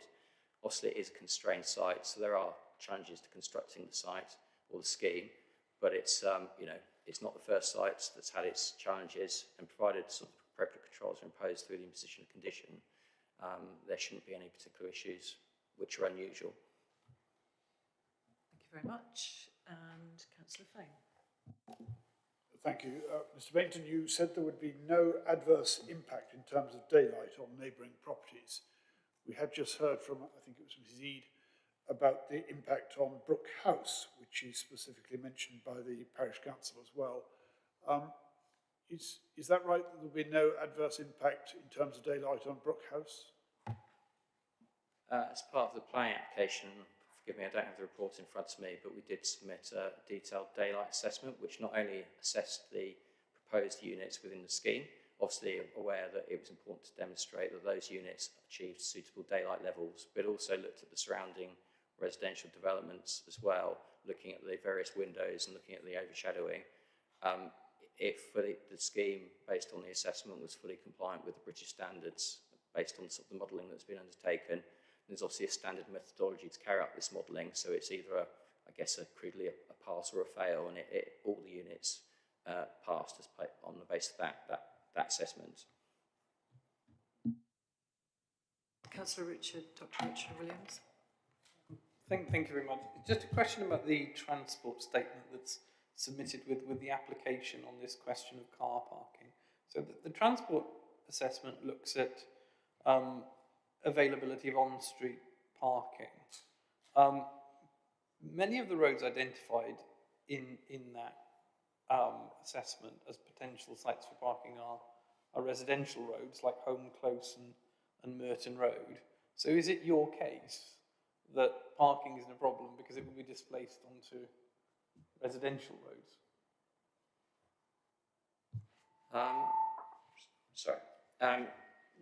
Not strictly speaking. I think the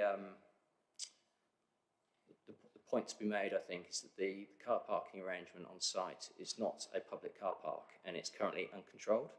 The parking assessment that's been undertaken sort of indicated that a number of cars just sat on the site on a daily basis for a number of hours. Really, it's the car parking, which is private, should be designed to accommodate the needs of the site in terms of the residential, but also the commercial units. A lot of the similar kind of convenience stores, which are supposed to be local convenience stores, therefore local to the area, have very, very limited car parking. Actually, this one's quite unusual. So there's a nearby co-op, I think, which has 4 allocated car parking spaces for customers. This is obviously very different. So, yes, there is car parking capacity, but we're basically saying that with the controls being imposed in terms of the management of the car park, it can accommodate the needs of the facility. It's not for application to resolve the needs of the whole of the parking for Histon and Impington. It's to obviously assessment based on looking at what the requirements of the existing site are. And the existing car parking is very, very poorly managed and poorly laid out. This revised scheme, which has a very similar car parking arrangement to that was improved back in 2019, which was accepted, is much more controlled. We've got much higher number of cycle spaces than previously provided. So I think that it's a package of measures which we would be looking to impose to help with the management of the car park. Thank you, Mr. Bainton. Councillor Redrup. Thank you, Chair. I have two questions. I hope that's okay. I was just wondering about the plans for businesses during development. Like, are there envisaged to be kind of impacts on them, or might they have to close? Would there be loss of parking for them during the works? And then also, I was pleased to see that there are sort of environmental credentials for your houses, including the solar panels and air source heat pumps, but I am aware of air source heat pumps causing issues, and I couldn't see on the plans where the air source heat pumps were located, like if there's one per property or one for the whole block, and I just wondered like where they might be, and might they impact on the appearance of the building, and could they cause problems to the residents of this development and other residents around? Thank you. If you could answer as concisely as possible, thank you. Sorry, I'll take the hint. In terms of the scheme, the proposal is not to have air source heat pumps, because I know that can be a concern, because that can cause noise issues. And we had a sort of a while ago previous meetings with the local residents who were very concerned by that. So the scheme that has been modelled includes PVs and heat pumps, which are internal within the building, which is slightly different technology, and that achieves a 68% improvement in carbon emissions compared to 2021 building regulations, and meets policy requirements. The Sustainability Officer obviously raised no objections to the scheme. Second question was in relation to the closure of the units. No, we would build around those. We've done some initial studies in terms of how to keep the existing commercial units open while the development's occurring, but obviously it's going to be kind of a complicated build process. I think the question was more, and indeed I was going to ask a similar thing, what provision are you making to enable those commercial businesses to remain open, because there won't be the parking that's currently available, and I imagine you'll be using the car park for construction purposes. So have you thought about how to ensure that quite a lot of those businesses in those newly refurbished commercial units are new businesses? So have you thought about how to enable them to continue?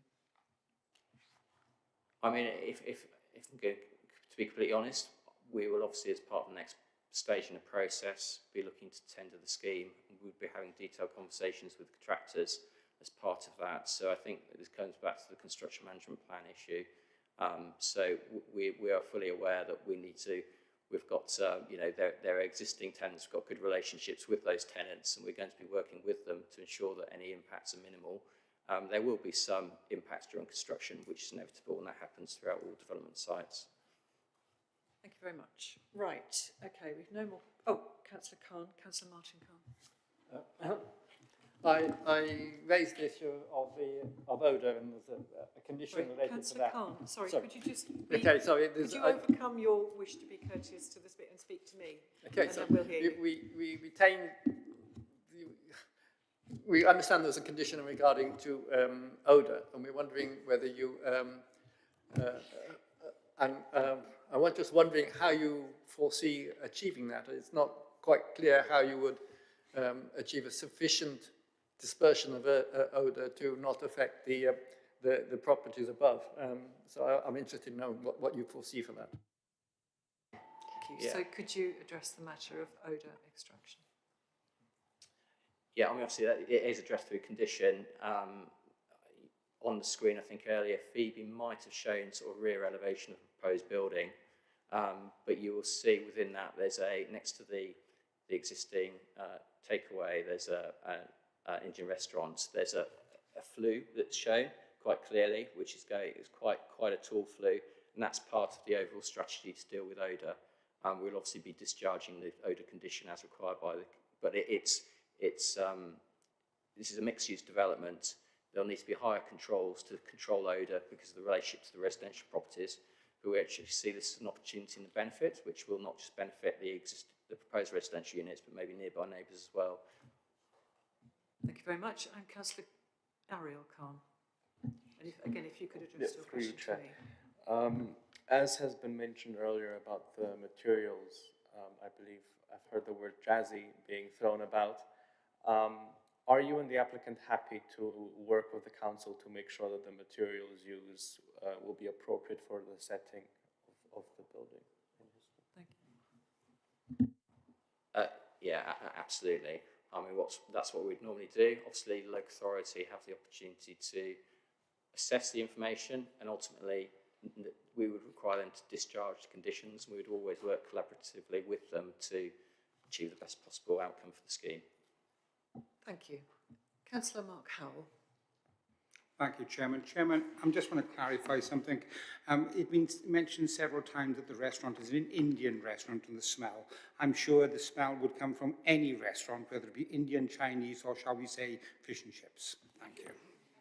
Oh, quite right. Okay, thank you very much. Thank you very much. That's all of the questions. So we'll now move members into debate. We want Parish Council. Oh, sorry. Yes, quite right. Thank you very much, Vice Chair. We've got Councillor Simon Jocelyn from Histon and Impington Parish Council. Oops.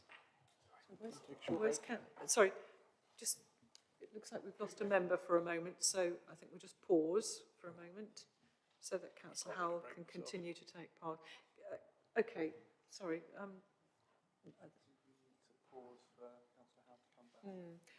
Let's take a 5-minute break and come back at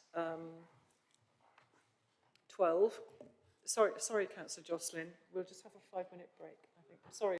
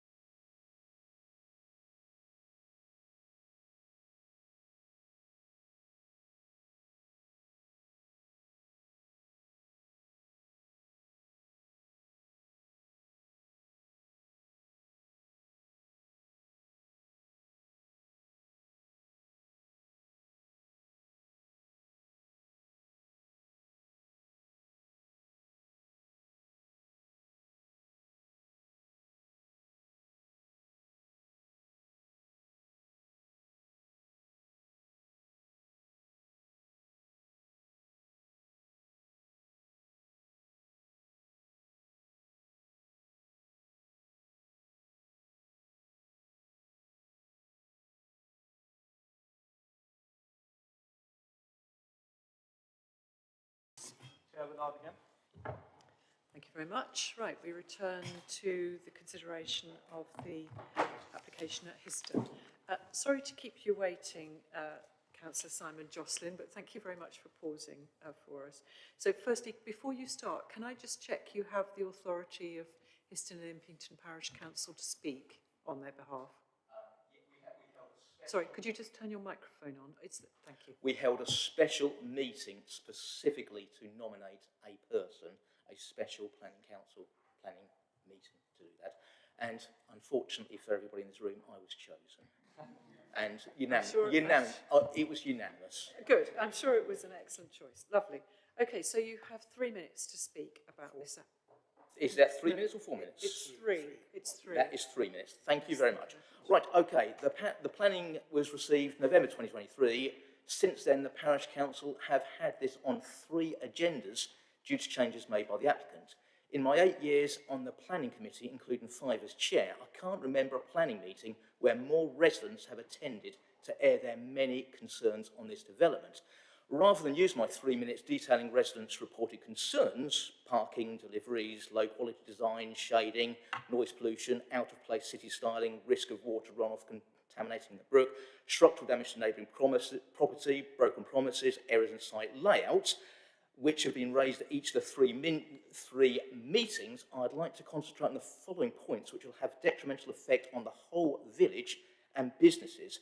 We've made it clear in our correspondence we are more than happy to meet with developers, residents or planning officers regarding any application within our parishes.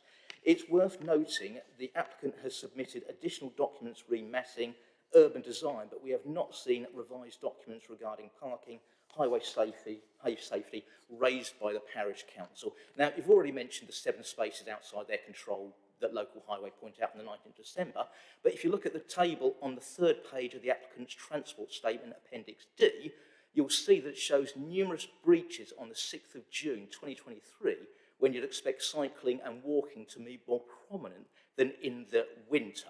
Now, with the exception between 7 and 8:45 a.m, the calculated car park accumulation equalled the capacity during 2 of the 15-minute periods, but exceeded the proposed capacity during every time period between 9 and 8:45 p.m, with numerous occasions when the calculated car park accumulation was more than double the number of spaces as part of the application. When a delivery is pending, we're unsure from the docs what notices made of a pending delivery. 5 spaces, not 4 as stated, page 20 shows 5, are not available for a period before, during and after delivery. Staff are expected to cordon off these spaces when a delivery is pending, but it's unknown if deliveries are made within a 4-hour, for example, window. Hence, a reduction of 5 spaces for a large proportion of the day is possible, and if no estimated arrival time is given to staff, there is concern the 5 spaces will be unavailable at all times prior to a pending delivery. If one of the spaces is in use, are staff expected to check customers are not in the store, having their eyes tested at the opticians, discussing a mortgage application, performing research in the library, or eating in a cafe or restaurant to ask them to move? No one can expect staff at the supermarket to ask someone to move, and as there is a licensed premises on the site, they may have no intention of moving until the morning when they can do so safely and legally. Due to this, we would not be surprised if members of staff, to avoid confrontation, cordon these spaces off for the majority, if not all day. This is but a small sample of points raised, all of which are within the public documentation you have access to today. The proposed 45-minute parking restriction with no staff parking is a disaster to the high street and surrounding area. You can't have lunch at the cafe or restaurant in 45 minutes and getting your eyes tested and choosing glasses. I don't think so. If it was 90 minutes, people could still not have time to enjoy a stress-free lunch talking to friends from outside the area. Thank you, Mr. Jocelyn. I think we absolutely understand your point. Thank you very much indeed. Thank you, Chair. Members, do you have any questions for Mr. Jocelyn, Councillor Jocelyn? Indeed, Councillor Jocelyn, I had observed that in the suggested car park management plan, it was proposed that a maximum of 45 minutes would be allowed, and I thought, actually, I have been for opticians appointments that have taken significantly longer than 45 minutes. There is an estate agent there. I don't know whether appointments with estate agents might take more than 45 minutes. and also you might want more than 45 minutes to go and have a meal at the cafe. So that had occurred to me as well. So, Councillor Redrock. Thank you, Chair. Thank you for explaining some of the issues with the proposal and your concerns. I just was wondering about sort of the community need for affordable homes, as this is one of the advantages we're being told of this site, and one of the reasons to consider approval of it. I was looking at your neighbourhood plan, and in that, affordable homes was ranked in the big community survey as the most important need for improvement. I think the net need for improvement for affordable homes was much higher than for car parking, and it was rated as having more importance than car parking. So I just wondered, in your mind, does the 9 homes meet need, do you think, or would 15 be more helpful, or in your mind are the problems just too great for the benefit of the affordable homes? Thank you. Now, it's too late for this to happen, but what I'm disappointed in is that the Bishop's development got through with no affordable housing. I'm disappointed that you've allowed some applications to go through with 0 affordable housing. Mr. Jocelyn, would you like to address your comments to me? Yes, we do need affordable housing, but I would like this, of course, to apply to all developments exceeding 10 residential properties. And unfortunately, it has not happened due to decisions that South Cambs have made of late. Much for that observation. I think the question that I was going to ask, in fact, Councillor Redrock has asked, is do you know if Histon Impington Parish Council feels it has sufficient provision for affordable housing either already or in extant planning applications, or do you know if you're under your housing needs assessment whether you need more affordable housing? Do you know? Everywhere needs more affordable housing. There is a site within Impington which has got outline planning permission. The land is up for sale at the moment, and that one, very nicely, has got the 40% requirement within it. That is yet to be built, and so hence is a brownfield site at the moment, but that will increase our provision. Yes, we do need more. And the other thing I wanted to ask you about, sorry, has that answered your question, Councillor Redrock? Well, I think it was a very difficult question to ask, wasn't it? So I was perhaps over-hopeful. The other thing I wanted to ask was, did the developer consult with the parish council about this application? Have they consulted about this particular application with the parish council? I know it's been going on for a long time, this site, hasn't it? So. Yes. When did I made a note? Yeah. Myself and 2 other councillors did attend a meeting with them on the 12th of July 2023, and that had the version 3 design statement. It's now at version 6. Now, obviously, we cannot, as you know, we cannot make a decision at that point in time. My correspondence with them was that this is Marmite. That I used those exact words. I did recommend at the time that they did actually promote and display these plans, really so that the residents can actually get a good idea of just what they are expected to see. And did they do that? Did they have a public consultation? Okay. Now, let me get the exact notes. When this application came in, it took our clerk, our office is busy, it took our clerk from the 19th of December until the 10th of January to get the developer to hold a meeting.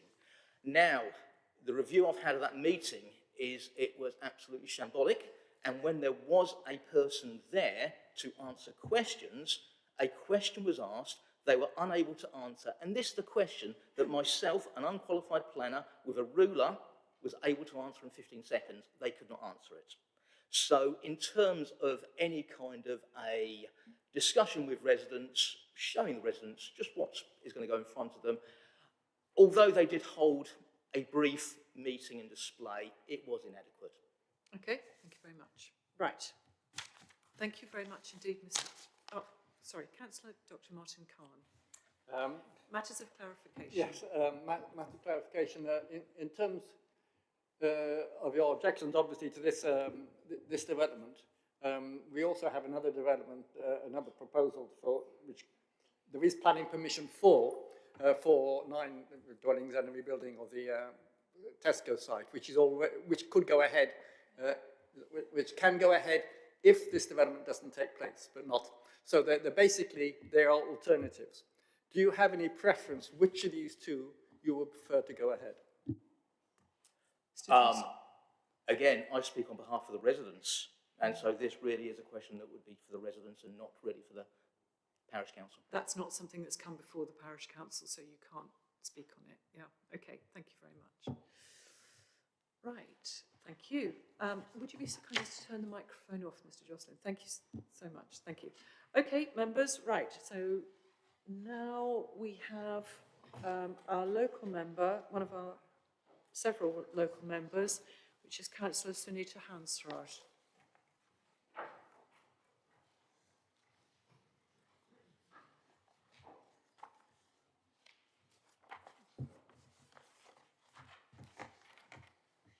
Thank you, Chair. The first comment I need to make is that the plan for parking is presented as being neat. This is misleading and it's impractical. There are 12 one-bed flats suitable for double occupancy, and it's assuming that there is a one-car requirement. These flats are likely to be occupied by people in employment, and Histon is not well served by public transport, especially at peak times, which is going to encourage people to use cars to try and get to work on time. I'm happy to see that the officers haven't taken into account the 7 short-term public parking spaces on School Hill, because that was, from what I read, described as within the site, but in reality these are shared public spaces. There is no mention of designated disabled parking spaces. Tesco is required to manage 4 parking spaces for its delivery lorries. Is there any evidence that this has been discussed with Tesco management? There are double yellow lines on School Hill, and people are still parking on those lines because the civil parking enforcement is very limited in South Cambridge. The lack of parking spaces will lead to an overspill into residential areas. This is a fact. And neighbouring areas to Histon, such as Orchard Park, have a lived experience of this. As for cycling, Camp Cycle has objected to this planning application. They have expressed concern about insufficient and insecure storage and racks being used instead of bolted down stands, posing a security risk. All cycle stands should be sunk in concrete. The racks have been placed at an angle that have potential to reduce one of these spaces for the cycles. Camp Cycle has also raised concerns about entrance to the car park being dangerous as some cars approach it too fast. The entrance needs to be altered to make it safer for cyclists, and Camp Cycle has suggested changes to make it safer. There should also be provision for tricycles with or without buggies. I would like to say that you have to know the community in Histon. There is a strong community which has a neighbourhood plan. Councillor Hansraj, would you like to wind up? 2 seconds. And this neighbourhood plan was approved by the community through an SCDC-run referendum. Sorry, just what was run by a SCDC referendum? The Histon Community Neighbourhood Plan. Okay, sorry, thank you, yes. Thank you very much, Councillor Hansraj. Do members have any questions for Councillor Hansraj? No. Could we just have some clarification from the lead planner, from Rebecca Smith, about the weight that we can afford to the neighbourhood plan, please? The neighbourhood plan, which was adopted in 2021, it sits alongside the local plan. It's been adopted and through examination more recently than the local plan, so the policies are considered to be more up to date, but it is a material consideration that sits alongside the local plan. Thank you very much, Councillor Hansraj, for your very concise thoughts on all those matters. Thank you, all those aspects of parking. Right, members, so we're into debate. Would anybody like to start us off? Councillor Handley? Thank you. Someone's got to start. I have to say, I'm troubled by the parking issues that we've heard this morning. I know this area quite very well. I know how difficult parking is. And I haven't heard anything really by way of mitigation today.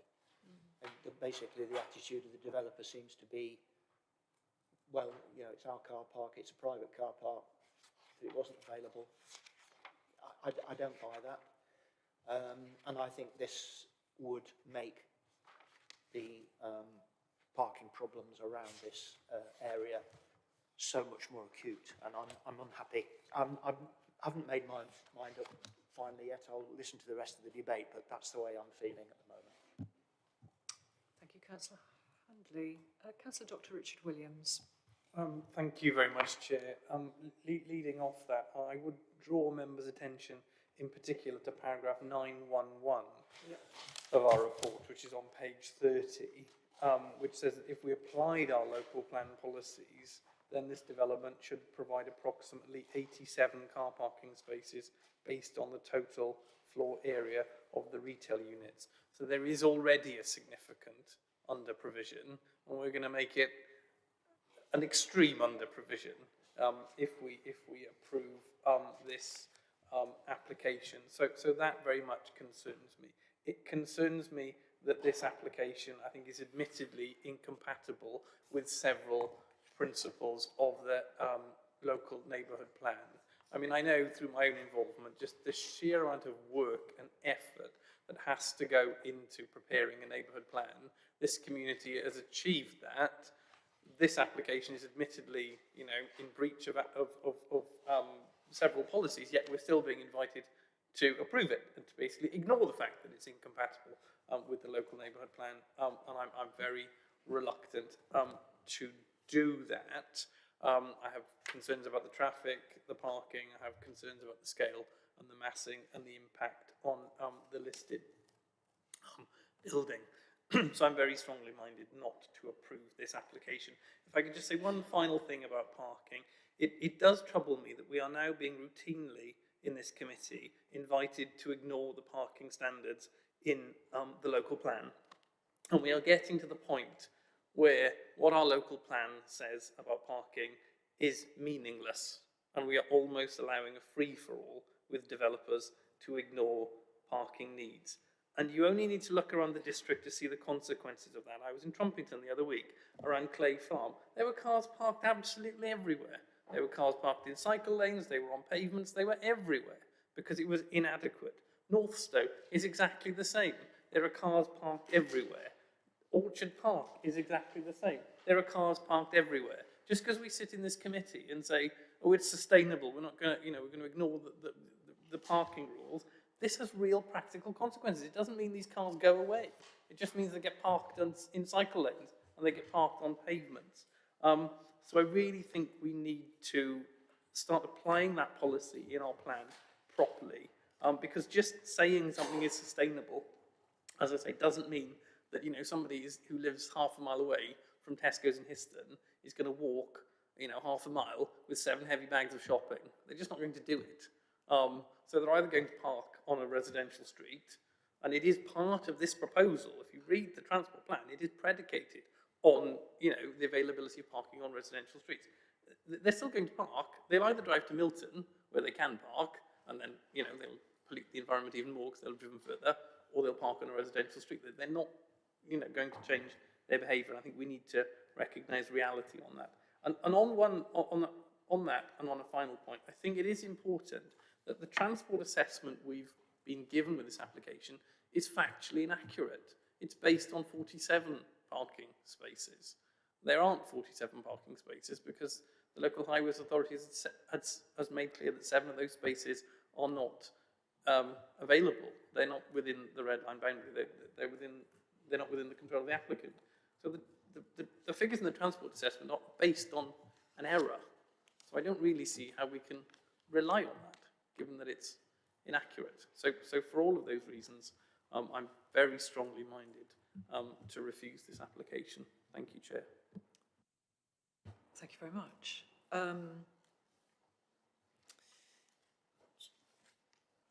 Oh yes, Councillor Peter Sandford. Thank you, Chair. While this design is actually quite innovative and not unattractive to my eyes, I'm hearing a lot of concern from the local community. Go as far as to say lack of sufficient engagement between the developer and the local community. For me, parking is also the big issue. When we did our site visit, I didn't actually see any available street parking. Even the 6 spaces in front of Tesco's were filled as soon as they freed up. There's also the, Ede, I think, has highlighted the potential damage to her listed building, which is not being considered anywhere in the report that I've seen. I'd like to hear officers actually comment on that. Yes, we need more affordable housing, but this doesn't feel like the right proposal to me. So I'm tending to oppose. Thank you, Chair. Thank you. Which one? Oh, Councillor Martin Khan. It's difficult here. Now, I have 2 main concerns, which is parking and materials. I wasn't able to attend the site visit, but I know the site well, and I made a special visit to look at the site. In terms of the impact upon the listed building, the distance is significant. It's well screened by trees. I really feel that the impact is not, I agree with the outcome, that is not a significant impact. The design, the structures, the height, I feel would actually rather enclose this sort of open space. I don't see that as a handicap, but I am concerned about the materials. The building is, the rebuilding of the commercial units has greatly improved the appearance. Previously, they were really rather untidy lot, and it's a great improvement. The proposed materials appear to be louvered composite materials in rather patches, rather without the simplicity and simplicity of materials and design on the commercial units. So if the materials were sort of uniform and matching to the commercial units, I think it would make a great difference in terms of the appearance. So that's something that does concern me. In terms of parking, it is a big problem. But this, I have to look at this in terms of what the alternatives are and assume that the development will be, that is existing for the commercial, the unit, the shop site would go ahead. So the question really is whether you prefer the development of the shop site or, and this would involve a reduction of 6 car parking spaces, according to, though the parking arrangements that take place at present are rather different from the allocations shown on the plan. In fact, beside the shop, cars park face to the wall rather than alongside the wall on the right-hand side. So there's, in fact, in practice, there's a bit more space than is indicated upon the parking management plan that is currently used. The change, the provision on the proposal includes an area for delivery vehicles, which at present interfere with the parking spaces, which would be an improvement. I think that's something which is to be to benefit. So you're losing 6 spaces, and that has to be set against the benefits in terms of affordable provision. And small units, single bedroom and 2 bedroom units and flats are very much missing in the area. So there's more small units being provided, and the 6 of which will be affordable, which are not provided at present. So that's the benefit. That has to be set against the car parking. One thing that hasn't been mentioned, and which is important, is that while parking may take place on residential roads, the most obvious place to park if you're not parking in the car park is in fact in the public car park behind the Methodist Church, which is about 30 metres along the road. There's an access to that car park. It's in fact much closer, for instance, than if you're parking in the car park at Milton to get from that car park to the Tesco in Histon. It is very badly signposted, so people are not generally aware of it, but it is there. It has about, I think, about 30 car parking spaces available, which are sometimes occupied by the day, so I think used by people working in the village. They're not controlled, but they are available. So I have to try and assess whether that's really going to create a problem at present, and whether the limitation on time for car parking spaces, or at least some, would in fact cause improve the access to the thing, car parking. I'm still hesitating on this. This is something that I'm concerned, but I do see the benefits of the development compared with the alternative, which I see as that's the way I consider it. I see one or the other. And my tendency at the moment is to think that this development is possibly better than the alternative development, rebuilding the shop. And that the 6 spaces probably could be coped for in the alternative car park, the village car park behind the Methodist Church. But that would need to be better signposted, and people would be better able to be made aware of the fact that exists. Thank you. Yes, that's an interesting point. And in fact, on the site visit, I was a little bit late, but I actually parked at the Methodist Church and walked up to this site. But I also did walk around the car park, and I counted on the day some 35 cars parked in that car park at the back. So it's really obviously highly used.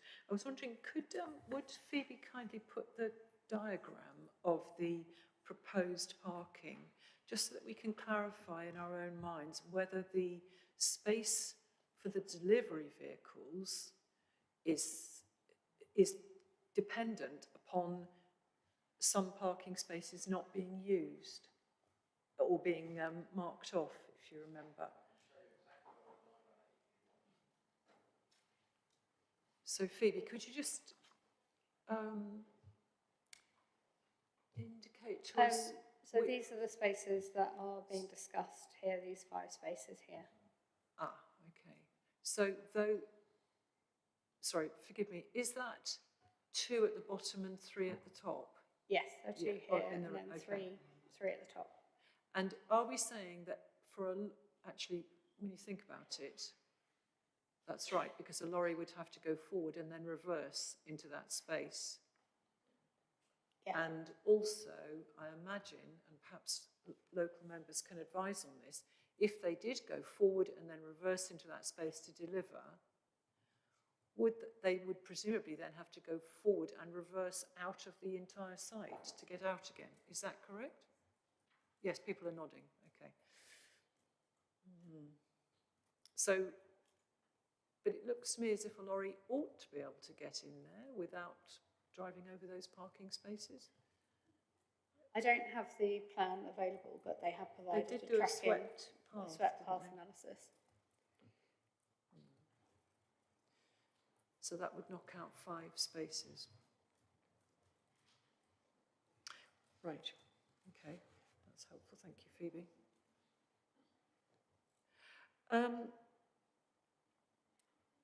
Having said that, the officer's conclusion is that the proposal for the car parking management scheme would be sufficient.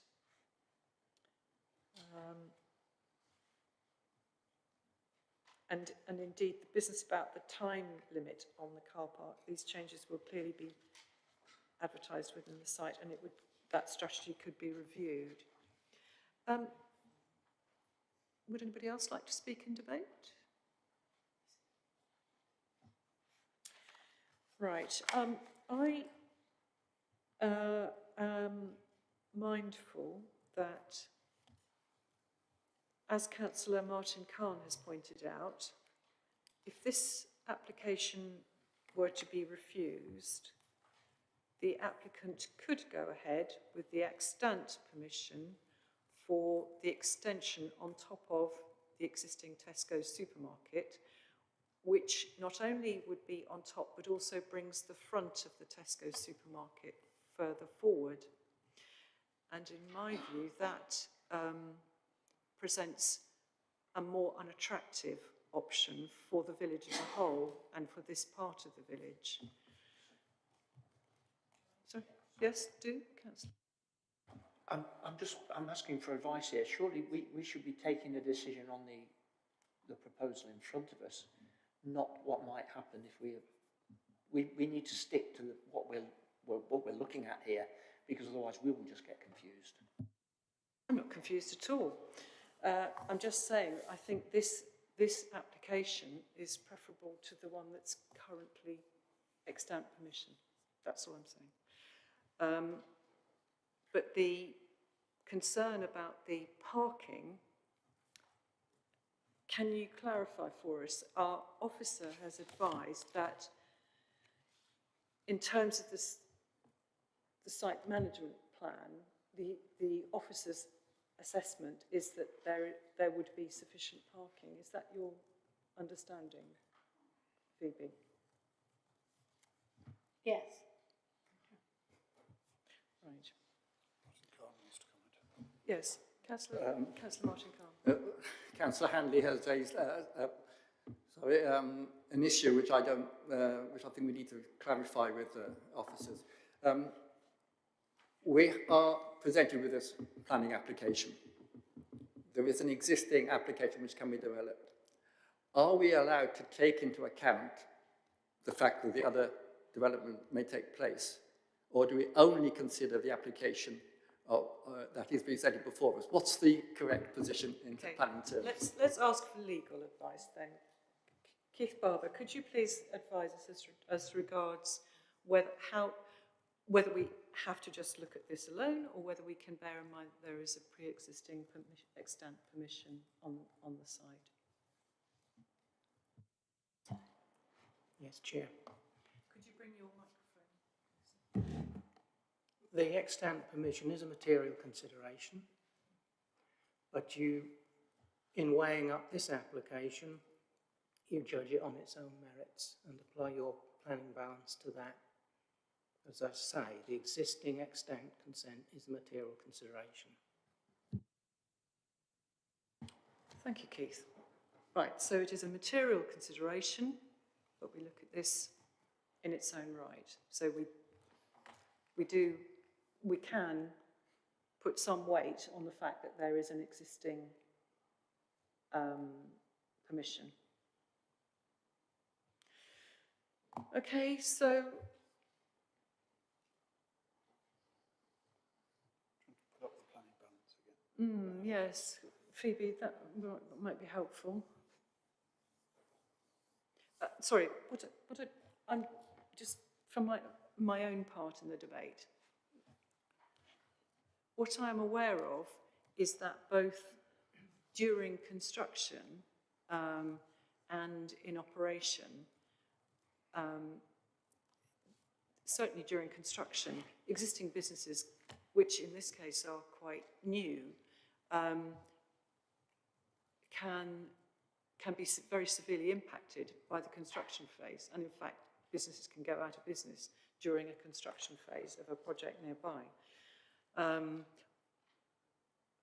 Further, if there isn't a space for people to stop and shop, then they might not shop in these premises going forward.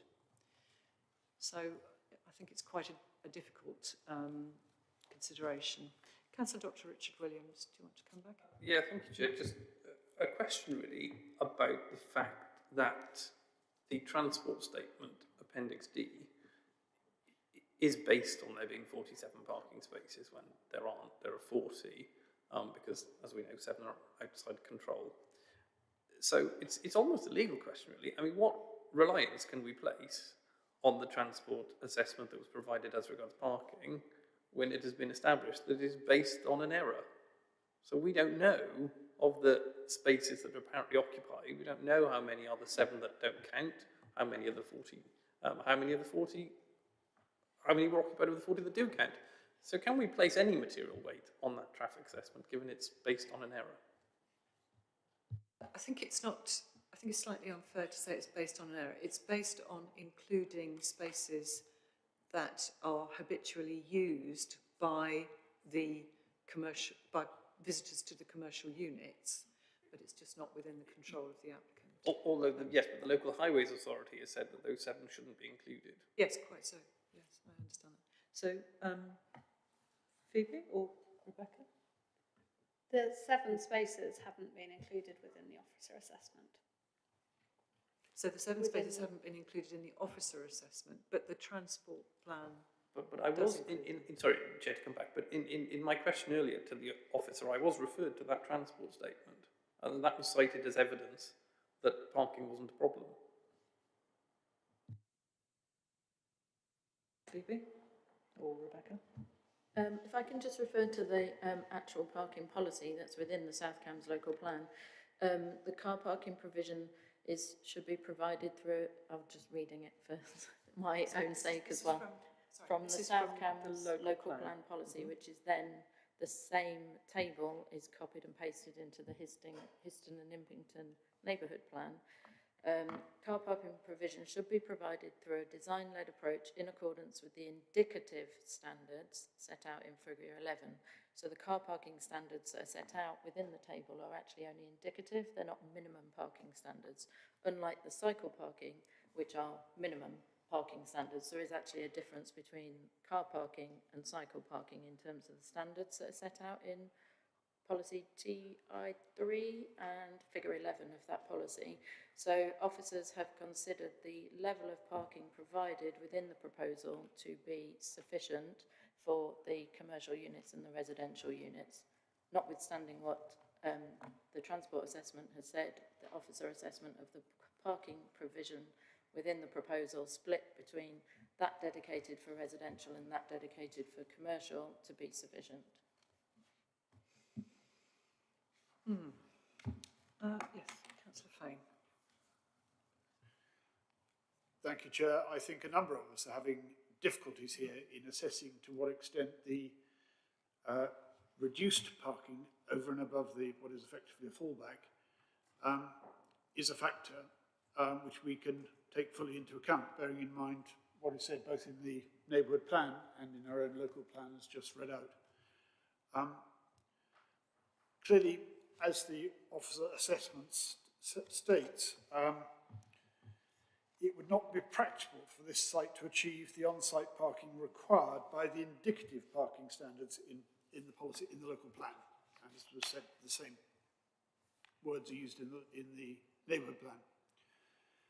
I think it's very difficult to say in this case that we can take full account of the fact that this is centrally located in a rural centre which would not be solely dependent on access by car. If you look at the nature of the developments around here, both those in the commercial units and of course the supermarket next door, it's very difficult to expect people to not to take their car if they're going to the supermarket. And then we have the question of timing as well, which I think has been referred to by others. So I do take that parking concern extremely seriously. But then we have to look at the balance, and this is the redevelopment of a brownfield site, providing a significant number. Can you make it a bit bigger, Phoebe? I can't read it. Thank you. There we go.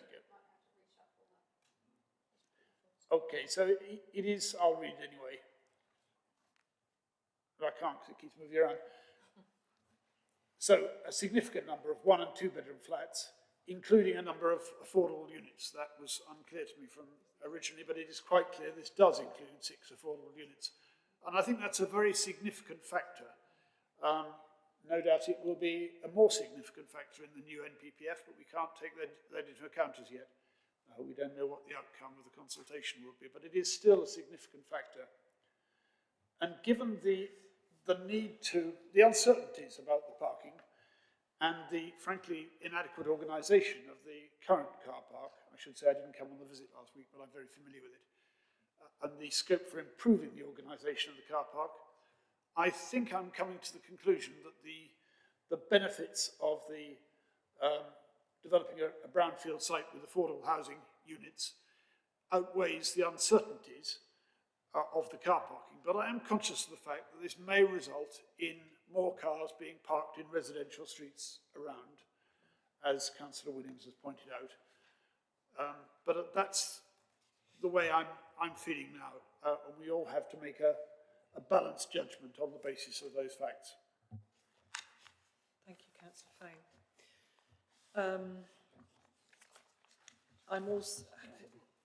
I'm also minded that once a decision is made, if we don't have any hook, we can't then do anything about antisocial parking that happens later. If we haven't got a condition, it's very hard to do anything about it. Did Councillor Khan want to come back? It's a comment that may be of relevance. I mean, since I live in the village, and I use the supermarket regularly. I virtually never go by car. Very occasionally I go by car when I'm returning in a car from somewhere else, but not if I go out specifically. It's quicker for me to go and walk. So there will be a significant proportion of people in the village who will go by foot. But there will be, it's quite a large village, so there will be also quite a large number who don't. But the fact that it's centrally located and a lot of people will not go by car, I think is a relevant issue. How strong is it? Obviously a personal consideration. Did you say, just thought to be sorry, did you say context. Relevant or irrelevant? No, irrelevant. It is a relevant consideration. I mean, there will be a significant number of people who will go on foot, I think. Yeah. Having said that, if you're doing even a week's shop, actually, sometimes it's easier to go by car, even if you live quite close. Ideally, one would go by bike and do it in 2 lots or something like that. But the shop is a small supermarket. It's mainly used. I mean, the impression I get, very few people go with large, but they go every 2 or 3 days rather than doing a week shopping. It's very rare, I think, people go for a week shopping. Right. Okay. I think we probably ought. I'm hesitating because I'm finding this very difficult to decide on myself. I do understand the impact that such a decision can make on the community. And the only thing I can think, what is difficult is that the current car park is informal. When we went on the site visit, I was a bit late. I went to park in it, and it had a big sign up saying, this is a private car park. So even though I was late, I thought, no, I can't park here, so I'll park at the Methodist Church, which was fine. But what I'm mindful of is that this will be the car parking for 15 residential units, which are 1 and 2 bedrooms. This could be, 15 to 30 people living there in due course. And I think that's very difficult for them not to have access. There's 1 parking space per residential property, which is okay. And I think there is, I know somebody asked it before, and somewhere I did read, there is, yes, here we are, 18 spaces, including 2 disabled spaces. Somebody asked about, was there provision for disabled parking? I think it was Councillor Hansraj.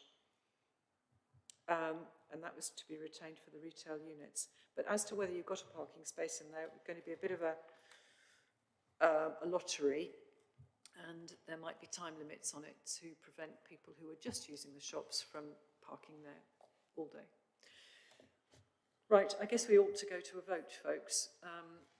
So the proposal is for approval of this, subject to...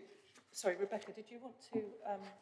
we perhaps, just before we go to the vote, sorry, I'm sorry, folks.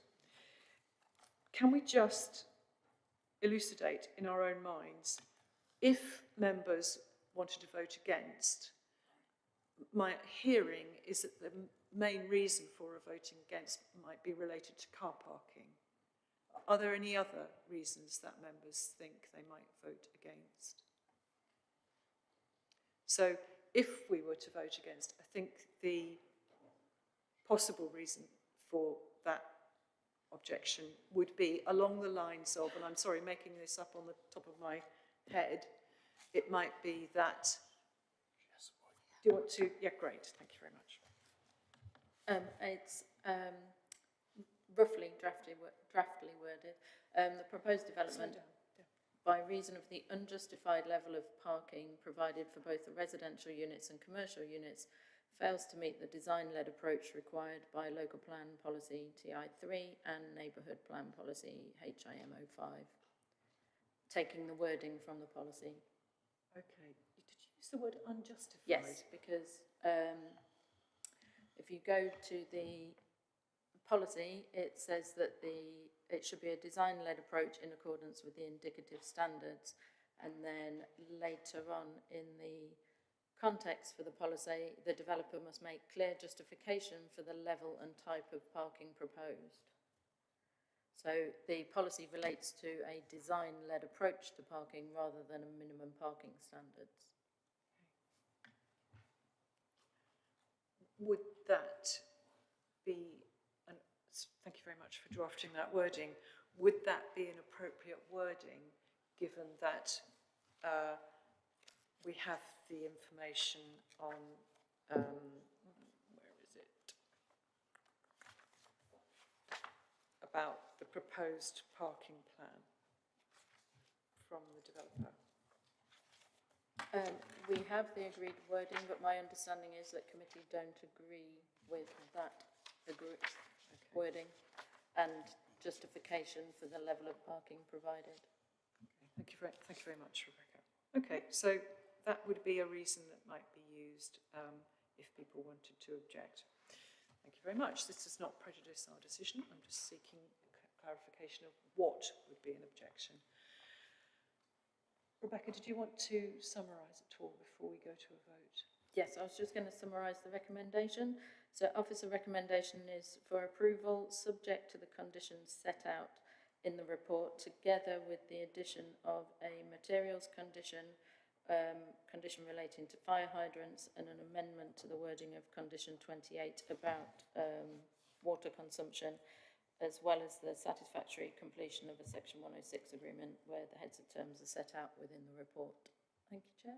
Thank you very much, Rebecca. Right, so with that, members, I think we should go to a vote.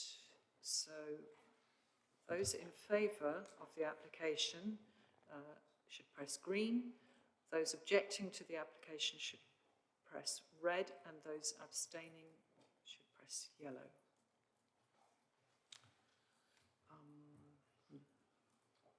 41 and 49, sorry, on our microphone. Sorry, I haven't voted yet.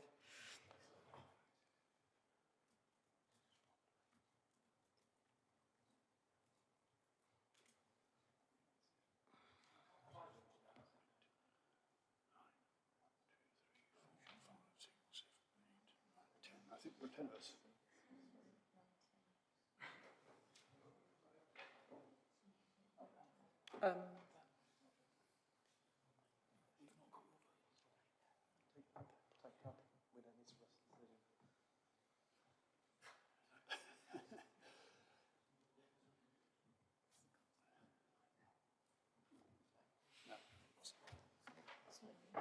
Can we tell who hasn't voted?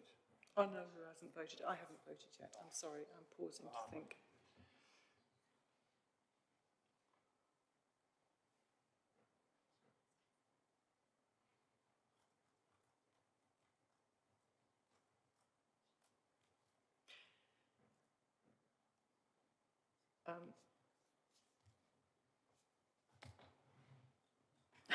I'm sorry, I'm finding this very difficult. Could I have a word with the legal officer in private, please? Chair, can I suggest that you have a short adjournment of a couple of minutes, and perhaps we can take the conversation outside if you wish to speak to me. I'm conscious that that has been up there for some considerable time. Can I just make a point of order, Chair? And this is partly because the problem we've got, but we've got a situation now where the vote is on the screen, and you know that, or whichever member's casting the last vote knows they're the casting vote. I would query whether we should be voting like that. We should vote blind and then find out the result, and not vote in a way. Obviously, then it will be public who's voted which way. But I'm not sure about proceeding on the basis of somebody deciding which way to cast their vote, knowing they're the casting vote. That troubles me. Can I just be quite clear, Councillor Dr. Richard Williams, I'm very well aware of that, and I'm finding it a very difficult decision to make. I'm not doing this deliberately to be the casting vote at all. And for what it's worth, Councillor Dr. Williams, I will come to you in a moment, Councillor Howell, if I were to, for example, abstain, I would still have to take a casting vote. And I'm sorry, but that's quite a difficult position to be in. I apologise for being indecisive, but I can only be myself in this chair, and I'm just trying to consider the matter carefully, because it is of extreme importance to this committee and to the people of Histon and Impington. Councillor Howell. Thank you, Chairman. Chairman, I'm just concerned, if extra advice is being given, I would like to hear it, because it might have an implication how I choose to vote as well. Okay. Can we just call a pause on and take this vote again at a later moment? I just want to have a 5-minute adjournment with the legal advisor, please. Thank you. Chair, can I correct some advice I gave just a few moments ago? We are in the middle of a vote. It would be inappropriate to adjourn for that. I think we need to have the vote finalised in some way or another without leaving the room. So I think, Chair, that puts you in an uncomfortable position. You will need to cast a vote in one of the three areas that you've got: for, against, or abstain.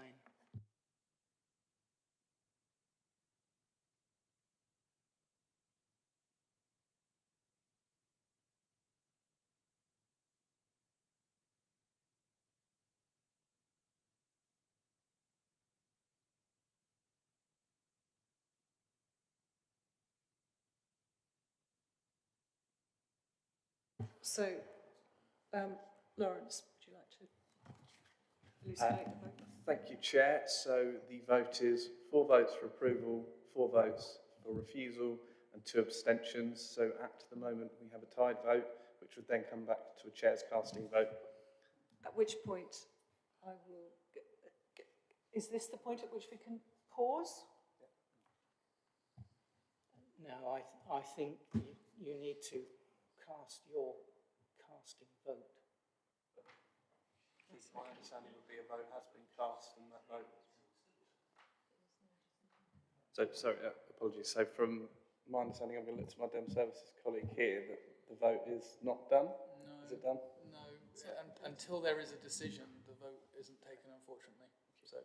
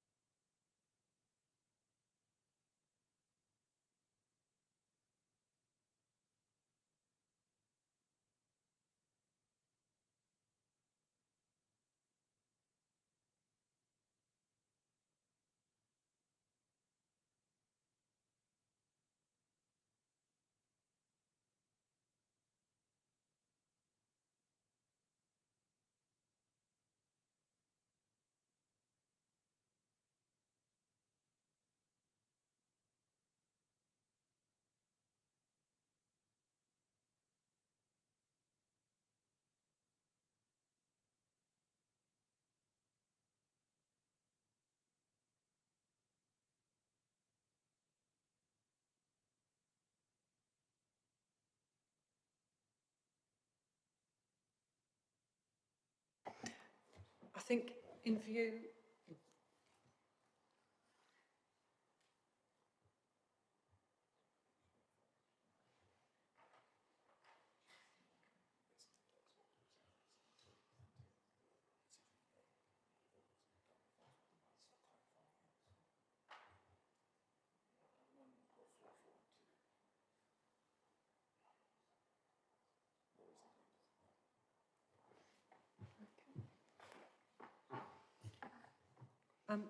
Rebecca, would you just, sorry, I apologise doing this in the middle of the vote, but could you just read out that proposed reason for refusal again, please?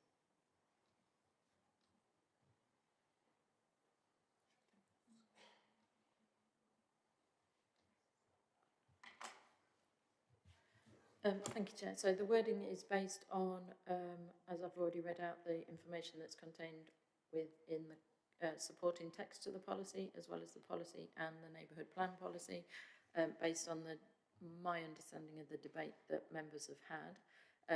So the drafted reason for refusal is along the lines of the proposed development by reason of the unjustified level of parking provided for both the residential units and the commercial units fails to meet the design-led approach required by Local Plan Policy TI3 and Neighbourhood Plan Policy HIM 05.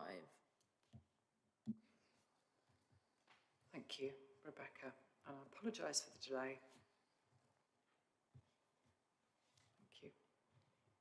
And voted against. That's my casting vote. That's my second vote. So that takes us to 4 votes for, 5 votes against and 1 abstention. So that would mean that the application is refused for the reasons Rebecca's laid out. Thank you very much.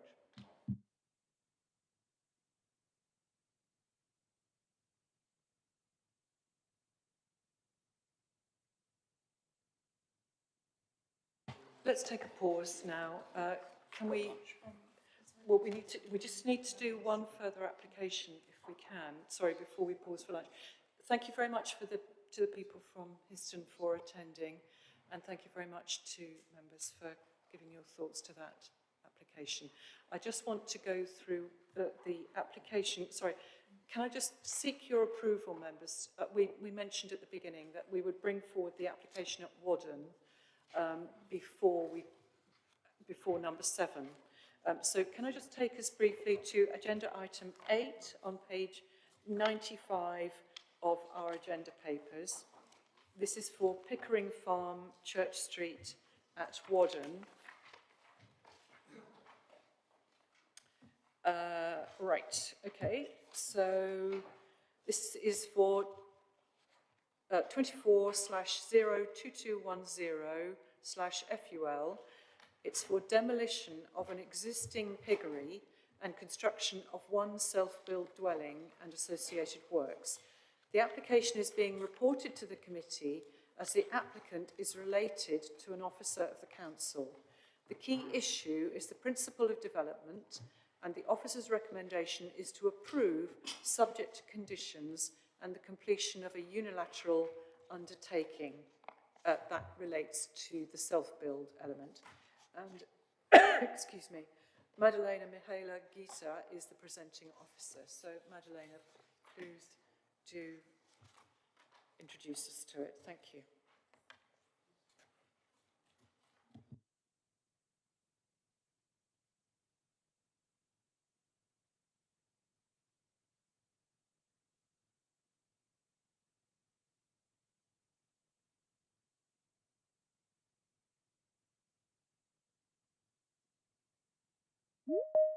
And can I ask you to bring your microphone close to you when you speak? Thank you.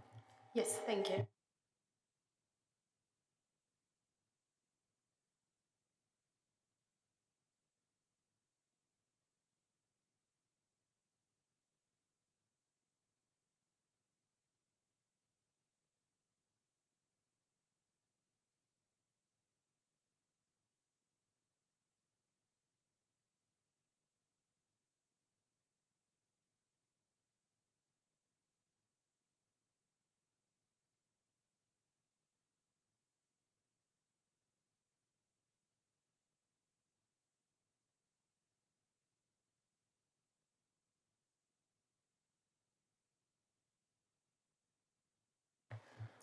Thank you, Chair. So the application is related to Pickering Farm, Church Street, Warden, and the proposal is for demolition of an existing piggery and erection of a self-built dwelling and associated works. The officer recommendation is approval subject to conditions, informatives, and Section 106 planning obligation relating to self-build. I would like to mention that the only reason the application has to be considered by the Planning Committee today is because the applicant is related to an officer of the Council. This is the location plan of the proposal. So the site of the proposal is accessed of Church Street, which is this street here. And the site of the proposal is located behind several dwellings that front Church Street. To the west of the site, the land is used as meadow. The site lies outside of, but immediately adjacent to Warden Development Framework. You can see the dotted line here shows the boundary of the development framework of the village. The application site comprises several barns that can be seen on this aerial image. This barn here, the other barn. Areas for parking vehicles and equipment, and also a redundant piggery, which is this L-shaped building here.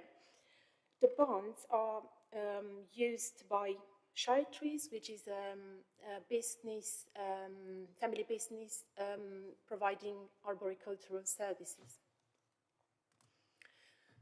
The piggery is no longer operational and it is in very poor state of repair. Those are pictures from the site visit. This is the existing piggery. Another image of the rear elevation of the piggery. Other images from the site visit showing the piggery and also the dwellings fronting Church Street. This is the proposed site. So the application seeks planning permission for the demolition of the existing piggery and the erection of a self-built dwelling. The new dwelling, which is this L-shaped building here, is to be located where there is the currently former piggery, and it would have the same footprint as the piggery. The site, as mentioned before, is outside but adjacent to the development framework of Warden.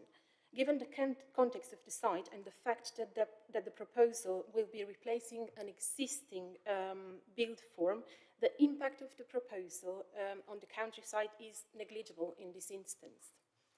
Additionally, weight should be given to the fact that the proposal is a self-build and it will contribute towards the local planning authority's self-build provision. The vehicular access to Pickering Farm, which is this existing concrete drive, will be retained, and a new driveway will be created to the east of the site, which is this driveway here. This is the access to Pickering Farm of Church Street. More pictures of the access to the site.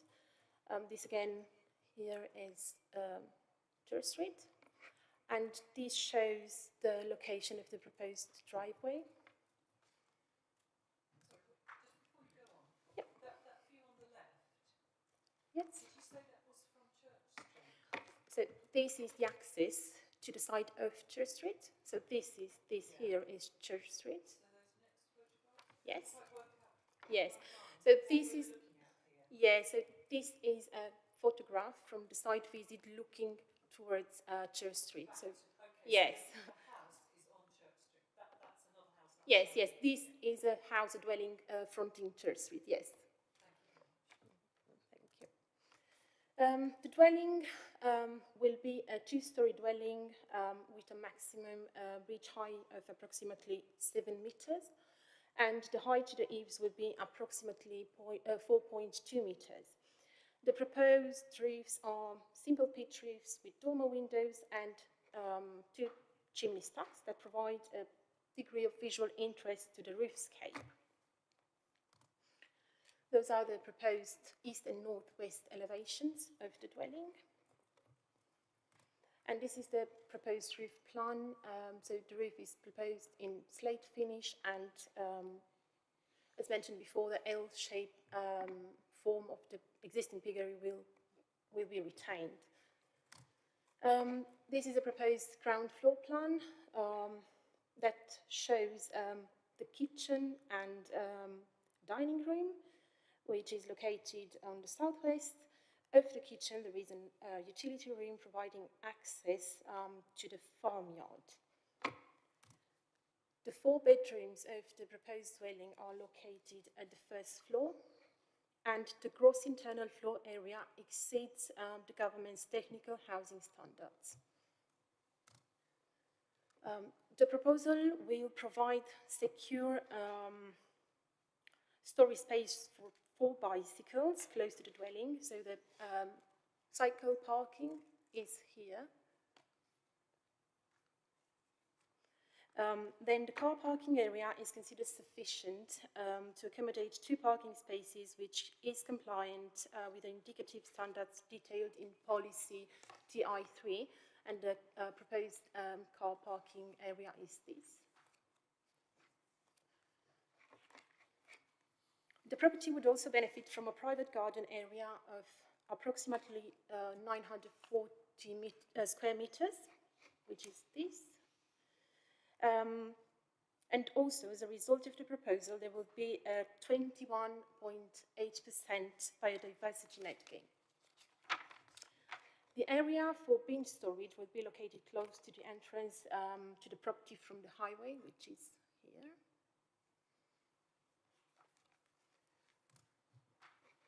Moving to the planning balance, so material considerations for approval. The proposal would result in a sustainably constructed self-built dwelling and a net gain in biodiversity. The proposal would provide limited economic benefits to employment during construction, as well as providing further home to support the village economy. And also the proposed dwelling will not be easily seen in the locality, and the proposed design is in keeping with the surrounding context.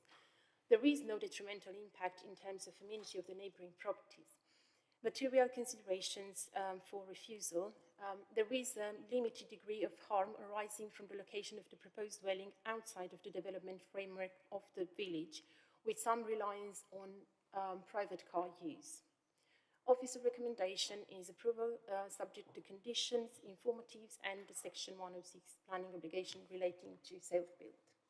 Thank you. Thank you very much, Magdalena. Right, do we have any questions of clarification to the case officer? I've got Councillor Sandford and Councillor Fain. Thank you, Chair. The agenda says the officer recommendation is approved subject to the completion of a unilateral undertaking. Could you explain to someone who is not versed in technical? That relates to the self-build. So right, so explain that. There you go. Could you explain that, please? It's still a Section 106 legal agreement. It's a legal agreement under Section 106 still of the Planning Act, but a unilateral undertaking is signed by one party, whereas what we would call normal Section 106 agreement is signed by both parties. But in this instance, the unilateral undertaking, which has been suggested, is only signed by the applicant, as in they agree to do this. The council doesn't need to be a party to the legal agreement. I think the point that might be helpful to clarify is that under self-build there are conditions that the local planning authority lays down about who is occupying the building immediately after the self-build. In other words, that it is the person who said they were going to build it for themselves. And there is a restriction that that person who said they were building it for themselves must live in it for 3 years. And then there's a condition after that, isn't there, about how that works out. It's just to make sure that you can't get a developer saying, just off the top of their head, right, I'll say that I'm a self-builder and I'll grab that site because I know the council's desperate to build lots of self-builds, and then sell it immediately. So I think the condition around the unilateral, sorry, not that any developer would of course dream of doing that, but it's to ensure that the person who says that they're going to build it for themselves lives in it for 3 years. Would you like to clarify? Yeah, apologies. I was just trying to clarify what a unilateral undertaking was. In terms of the detail of what would be included within it, if you have a look at page 92, which is actually the previous application, but condition 20 on page 92 sets out essentially what would be the detail that was included in that planning obligation about the first occupation, as Councillor Bradnam has said. The first occupation has to be by a person or persons who had primary input into the design and layout and intend to live in it for 3 years, and that we have to be notified who intends to take up the first occupation, and that has to be at least 2 months before it's occupied. It's that kind of information that's within the league planning obligation. So it's not listed as a condition because it's a unilateral undertaking. Yep, okay. I hope that answers your question, Councillor Sandford. Councillor Fay.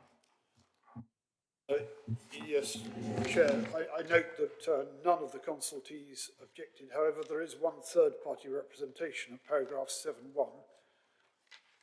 On the following grounds, the principle of development, I wonder if there's any further information which can enable us to determine what weight, if any, we can place on that, that objection.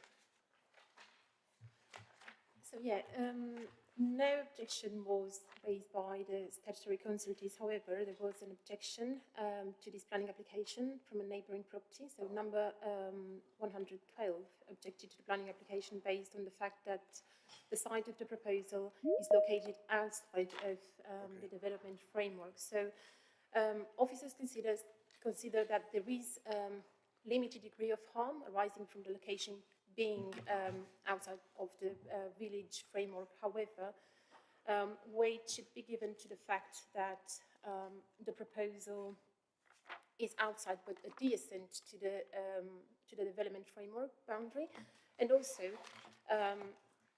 the impact that the proposal is going to have on the countryside is negligible. In this instance, the proposal is to replace an existing build form on site. So the piggery is an existing build form, and the proposal will be erected on the footprint of the existing piggery. Also, weight was given to the fact that the proposal is a self-build, so that will contribute towards the local planning authority's provision. Thank you very much, Michaela. Councillor Martin Kahn. Just out of interest, the piggery is an agricultural building. Would there be a right to convert under permitted development to a dwelling? Obviously not a strategic building, or is the holding not large enough? I just would like useful piece of information. And could we add to that question, is there any kind of agricultural tie on the site?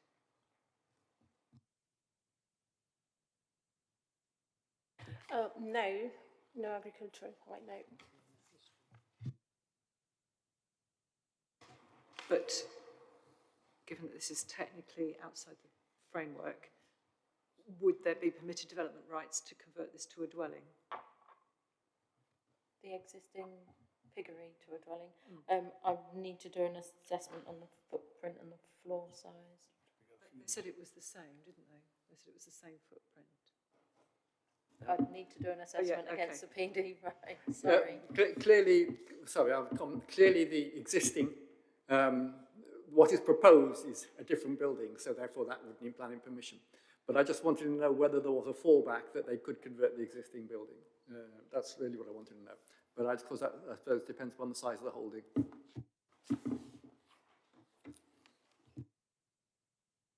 Thank you. The fact that we have a planning application in front of us indicates that it's not permitted development. So this, to me, seems to be a very... Sorry, we're moving into debate, members.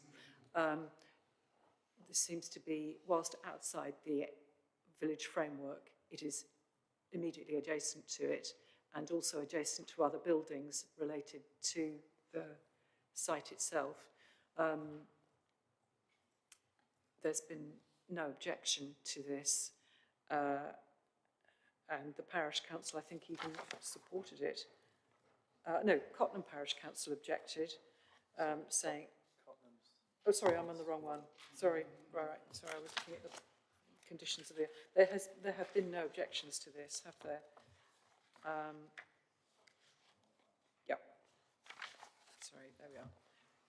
So I can't see... This looks like a very good and sensible use of a derelict building to make a house, which is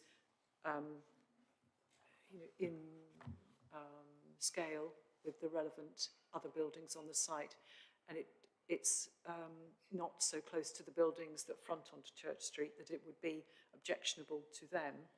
And it seems a sensible development to me. So I'm going to propose that we approve this. But does anybody want to speak? No? No? So shall we go to a vote?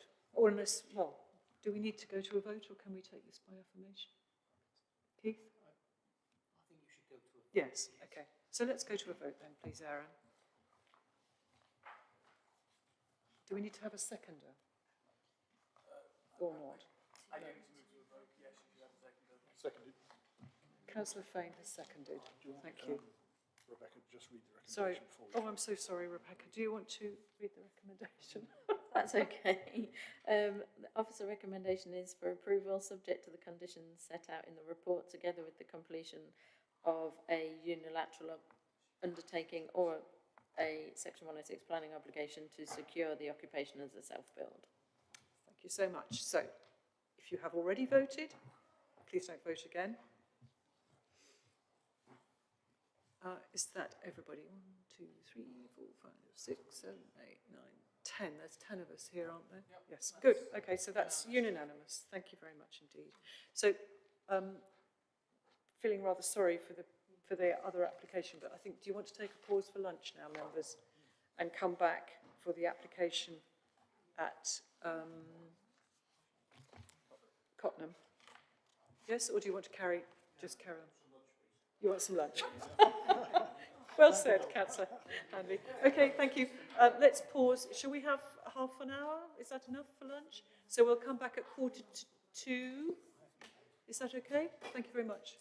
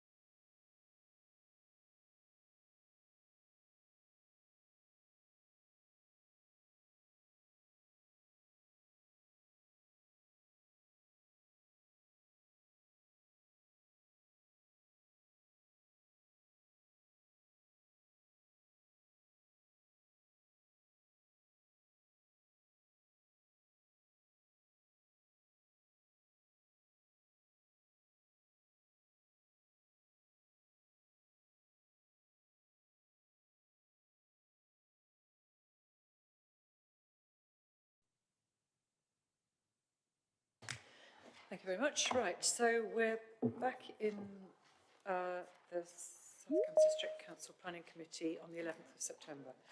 So we're looking at item 8 on our agenda, which is in Cottenham. It's actually listed as item 7 in our agenda today, but we've changed the order. So this is for 23-01793/FUL, and it's for 35 High Street, Cottenham. And it relates to erection of a 2-bedroom dwelling to the rear, brackets, resubmission of 21/01313/FUL, closed brackets. The application was called in by the Parish Council, and the key issues are development within the conservation area and development within the setting of a listed building. And the officer recommendation is to approve subject to conditions. And we have Dominic Bush, who is the presenting officer. So thank you very much, Dominic. We look forward to your presentation. Thank you, yes. So this application is at 35 High Street in Cottenham and is proposing the erection. Dominic, you'll need to speak a little bit slower and bring your microphone a little bit closer to you and give us time to listen, as it were. Sorry. Thank you.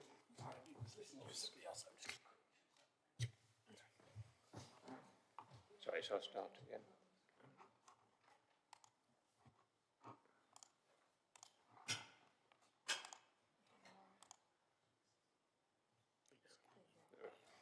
Yeah, thank you. So I'll start again.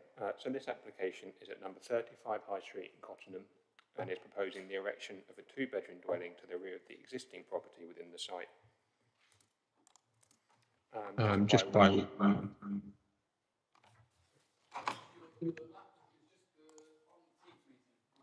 be better now. I think I've muted it. Sorry, yeah, you muted it, perfect. Yeah, so just by way of amendments and updates to the application, as set out in the update sheet, there was an additional neighbouring application that was approved in July, and I'll go into more detail following in my presentation. And just further to the update sheet, it suggested that there's an additional condition relating to the obscure glazing of a window within the rear elevation of the property. Again, I'll cover that further in the presentation.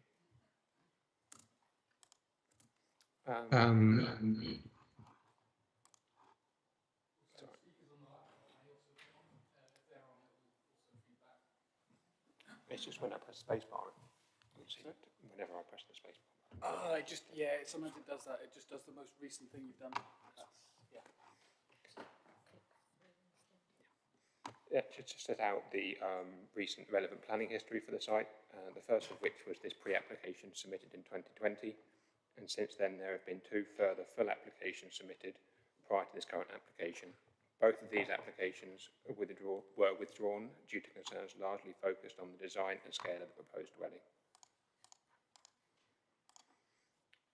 Here we have the location plan for the application, within which you can see the existing Grade 2 listed number 35 High Street here. And this site here, labelled King's Farm, is the site to which the recent application was approved in July. There was an application for 3 dwellings concerning the conversion of and demolition and replacement of buildings within this site.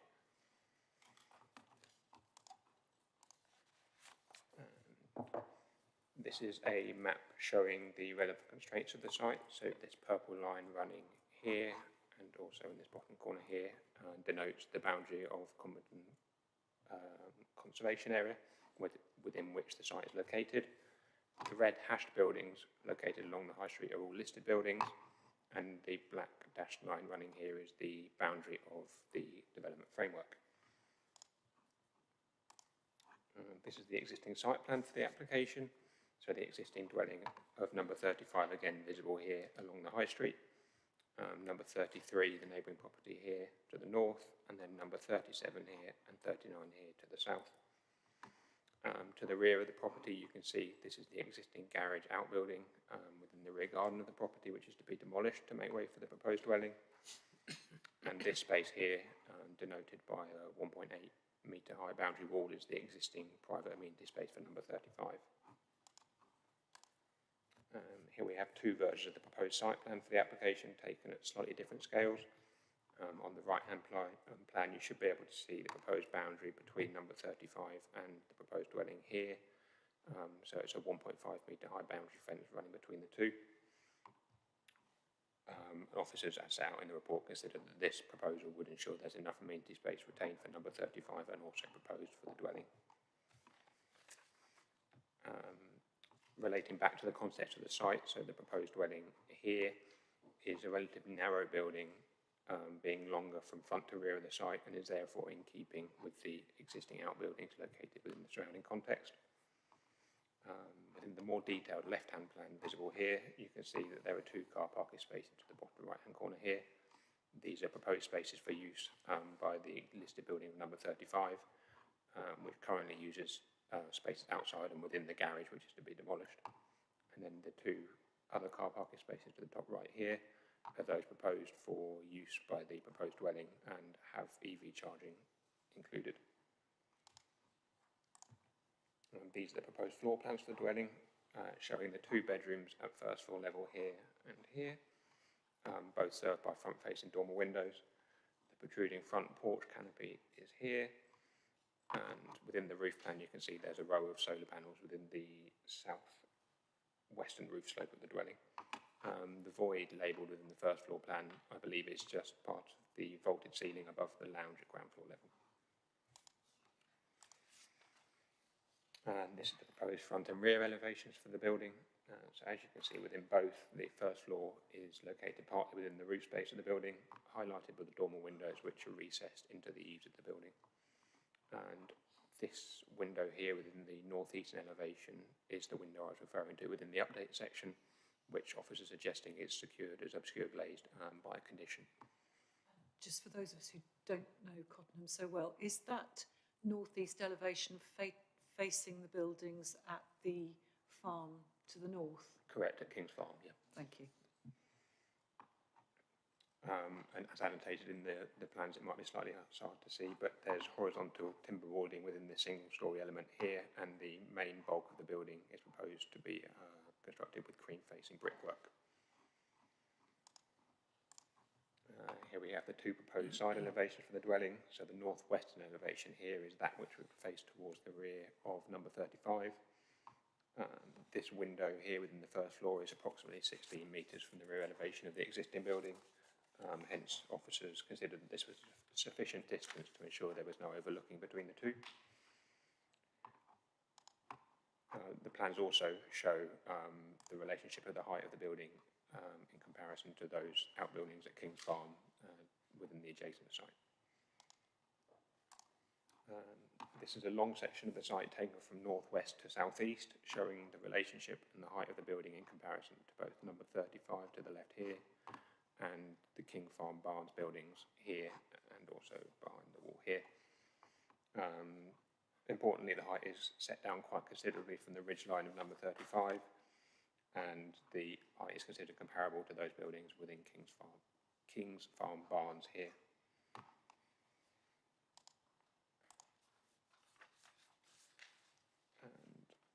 On the left here we have the tree protection plan for the application. So there are 4 relevant trees to the proposal. 2 high quality trees, those outlined in blue here, are to be retained within the garden of number 35 with some protective fencing here. No dig surface area here and ground protection required in this purple area here. They're shown in this top right image here. So on the left that is T1 and this tree here is T2. The bottom right image, this tree here is labelled as T4 on the plan. So these are 2 category C trees, so lower quality trees. T3 is proposed to be removed and T4 is protected by protective fencing. And the tree officer raised no objection to the works, subject to this being an approved plan with the application. This is just a 3D visualisation of the proposal.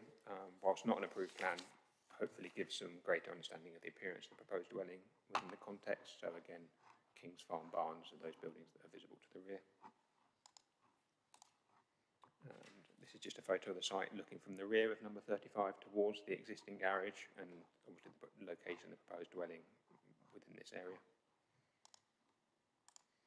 And this is a side view of that garage, again showing its more modern appearance than the number 35, the listed building, and these are the two car parking spaces that are currently used by number 35 and will be lost by the proposal. And this is just an existing view looking along the access towards the high street, so the proposed dwelling would be somewhere to the right of this photo. With regards to comments received on the application, the Parish Council have objected due to a number of concerns, including the layout of the site, potential overdevelopment of the site and impact on the conservation area. These points are all addressed within the committee report. None of the other consultees have raised objections to the proposal. It's important to note that the Conservation Officer supports the proposal and has raised no objection to the design or scale of the dwelling, although it suggested that in their view the porch element should be admitted. They have, however, identified that proposal of this nature at the site would result in harm to the setting of the listed building through the subdivision of the garden, as well as harm to the setting of the conservation area through the backland location. As such, the Conservation Officer recommended that the harm identified should be balanced against the benefits of the proposal. This is just a diagram I've taken from online to hopefully provide some clarification as to the term less than substantial harm, which was given by the Conservation Officer. Essentially, when assessing the impact of the proposed development on an application or a given heritage asset, it would either result in the enhancement of the given asset have a neutral impact, such as no harm or no enhancement, less than substantial harm or substantial harm, which includes the total loss of an asset. These levels are set out within the NPPF and should therefore be used in the case of every relevant application. It's important to note as well that, as within these diagrams, each of the categories allow differentiation inside of them. Hence, in this instance, where the Conservation Officer identified the harm as the lower end of less than substantial, it's essentially the lowest level of harm that could be attributed and would fall within approximately sort of this area of the diagram. Following on from identifying the level of harm, as set out in the NPPF, paragraph 208 is of particular importance, stating that where the development leads to less than substantial harm, this should be weighed against the public benefits of the proposal. And moving on to the balance of this application, as identified by the Conservation Officer and agreed by the Case Officer, the proposal would result in less than substantial harm to the listed building and Conservation Officer, with the harm on the left, with the harm being at the lower end of less than substantial. This was given limited weight in the balance. Officers considered that the modest weight given to the provision of the single dwelling to contribute towards the need of a self and custom built dwelling within the district, along with the betterment of the area likely to result from the proposal and demolition of the existing garage, is sufficient to outweigh the harm identified to the heritage assets. As such, officer recommendation is for approval of the application subject to conditions as set out in the officer report, and to include additional condition relating to the obscure glazing of the window within the rear elevation. Thank you. Thank you very much, Dominic. I appreciate that. Could I ask one question of clarification myself, and that is, if you could show us the site plan with the proposed car parking beside the existing driveway.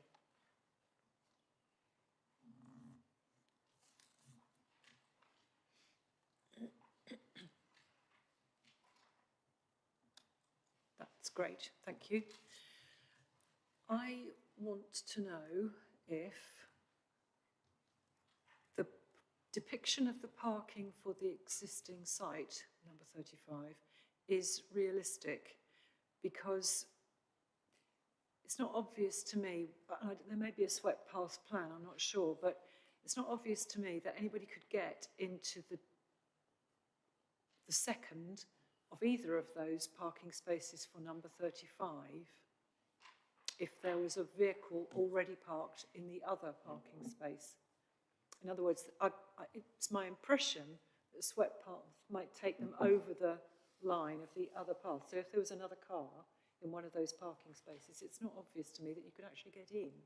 But they look quite sizable, and I may be wrong. So I just wanted to clarify, has there been a swept path of that access to those parking spaces? The reason I ask is because we did see a quick shot of the driveway, and it's quite narrow and constrained, and it's now...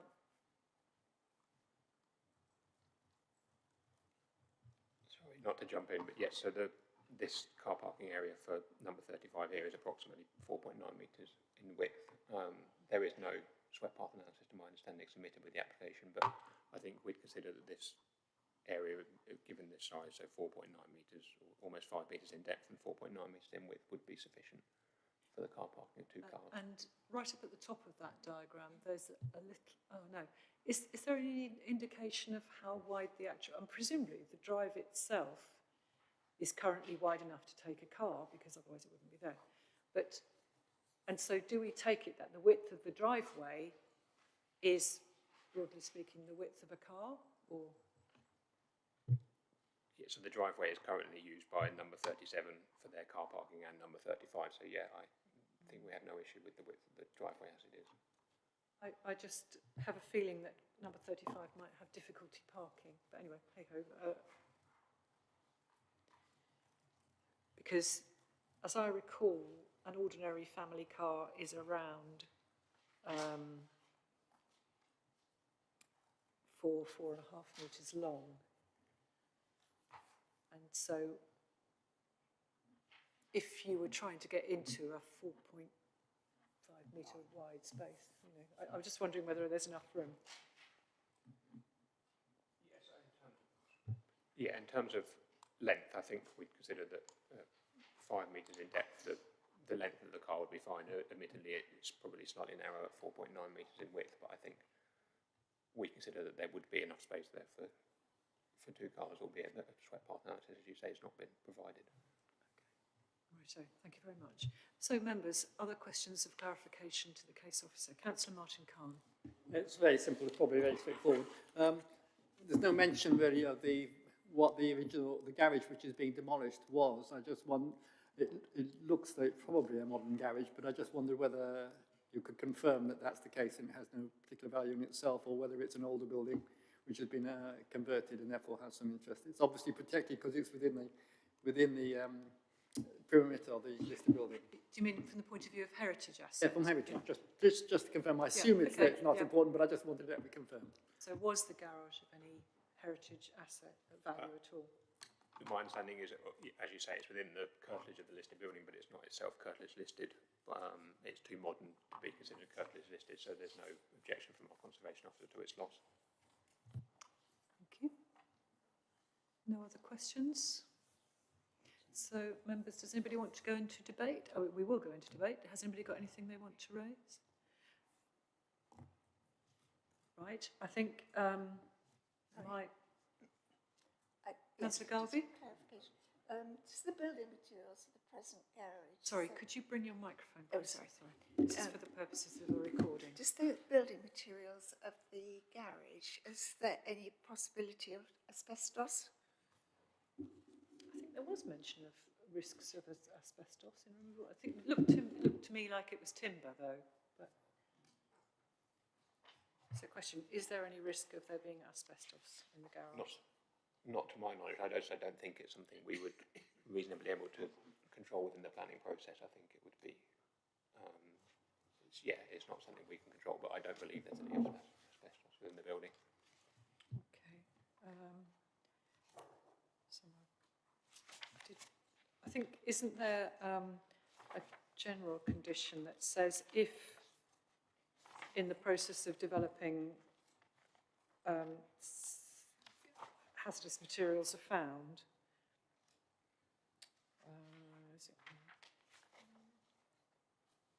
but also the officer said there was, it was archaeology who said there was very unlikely to be any problem there.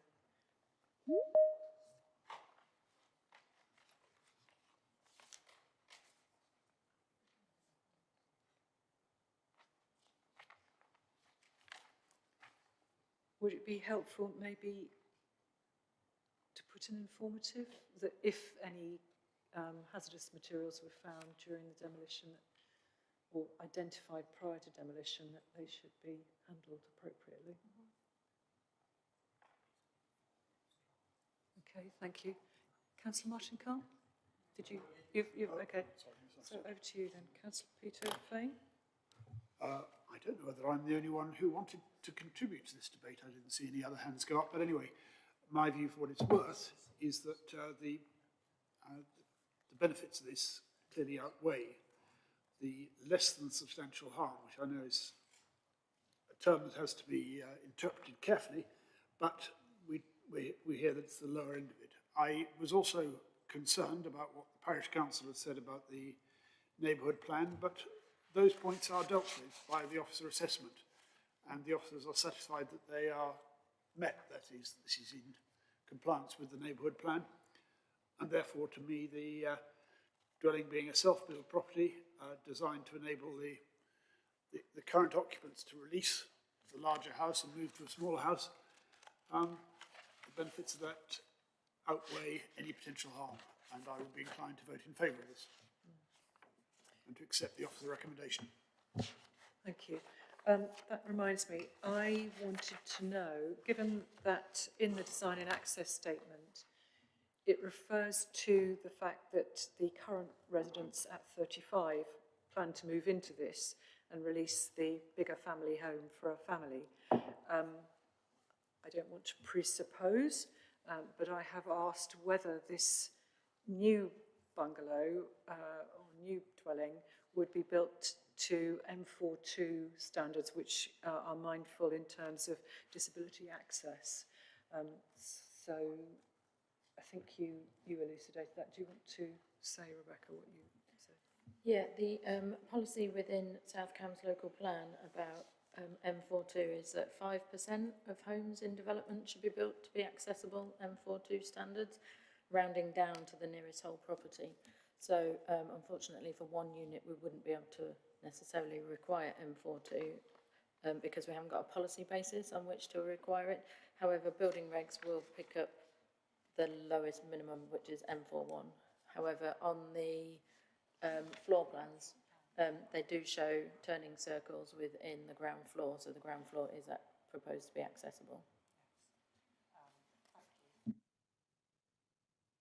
It seemed to me that the intention was for the current residents to perhaps move there as a retirement exercise, and I just wanted to make sure that it was going to be built in such a way that if they became less mobile, that would still accommodate them. Right.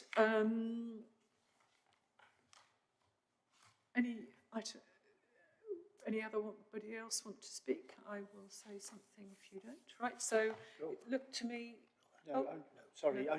Only just to say I actually support what Yes. Councillor Fane was saying, that's all.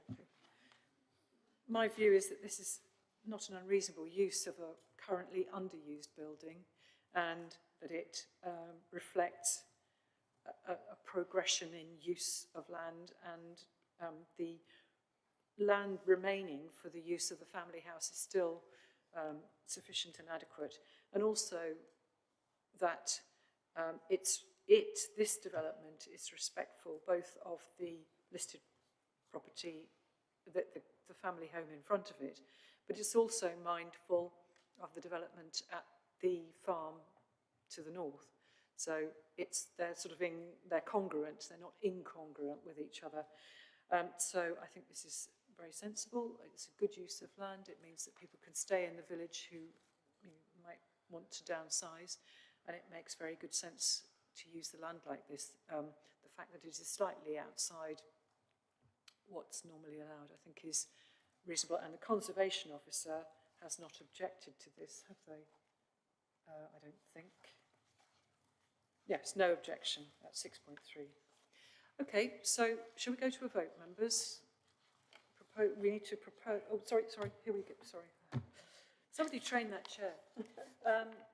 Rebecca, would you like to give us a summary? Thank you. So officer recommendation is for approval subject to the conditions set out in the report, with the addition of a condition relating to obscure glazing for the first floor rear elevation windows, so in the ensuite, the addition of an informative about hazardous materials, and also, it hasn't been mentioned to this stage, but however, amendment to condition 20, which is the self-build condition, part 2, the council shall be notified, and just add in writing of persons who intend to take up first occupation of the unit, just to make that clear. Thank you, Chair. Thank you very much, Rebecca.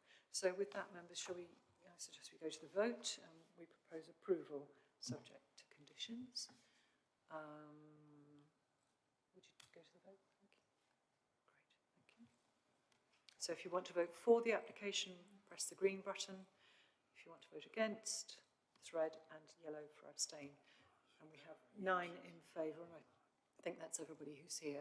That's correct, yeah. That's Thank you very much. So that's unanimous. Thank you very much indeed, members. So that's approved. So, moving on to agenda item 9 is the compliance report, which is very succinct. Does anybody want to? Thank you very much, Dominic. Thank you. And we have Chris Braybrook online. Thank you, Chris. Thank you very much for your report. Did you have anything you wanted to bring to our attention? Thank you, Chair. Yeah, just a couple of points, if I may. One that I gave a update on staffing at the last committee. This time round, just to confirm that we have all new members of the team in post. So we're now, fully staffed. And I'd like to obviously welcome our 2 new apprentices as well as our principal officer to the team. I will look to do some introductions next time round at committee with the new principal officer as well, so that committee members are familiar with Chris's face. The other thing I wanted to just chat about is at the last committee, and I've concluded this in the report, Councillor Heather Williams asked me about a discrepancy in figures in the cases that are newer than 6 months. I did track this situation down just to sort of let the committee know that when we receive a referral online, that actually creates a new case for us in our database. But if I haven't allocated it an officer or a priority, it doesn't show properly in the figures. It shows as a case, but doesn't show it as the priority. And there's this discrepancy in figures. And just as an example, this month there were 2 cases waiting allocation at the time I prepared the report, and therefore there's a discrepancy of 2 cases in these figures that kind of show whether they're within South Cambridgeshire or City as a result. So that's not something I can obviously rectify, but that's why this anomaly of a few cases each month that I produce a report is going to appear, unfortunately. So it's just the way the system works. There isn't anything inherently wrong with the reporting. That's why that discrepancy has taken place. Obviously, I also just wanted to mention about in the report some of the work we've done with assigning older cases and the effect that's had on the statistics for time taken to visit a site. I just can't change some of the fields to the new system in the older ones because we will lose data. And that's why those statistics this month, as we've kind of done a bit more clearance work on some of the older cases and tidying things up, has created this kind of issue where it looks like we're not meeting our targets. In fact, if we just take into account new cases received, we are actually hitting our targets, but the statistical data doesn't really reflect that, and I apologise. But now most of that work has been done, these statistics should reflect what is actually going on. And I think that's more or less my update for the committee. Thank you very much, Chris. And I appreciate it. Sounds like it's a sort of legacy of an old data recording that is having the effect on the data that you've got in front of us. So thank you very much for tracking that down, which may not have been very straightforward. So thank you for doing that.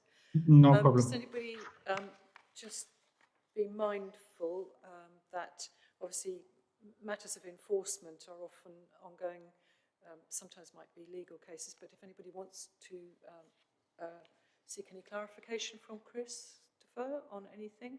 Councillor Martin Khan. I just wished a bit more. We've got 2 enforcement notices, which is section 215, condition of land.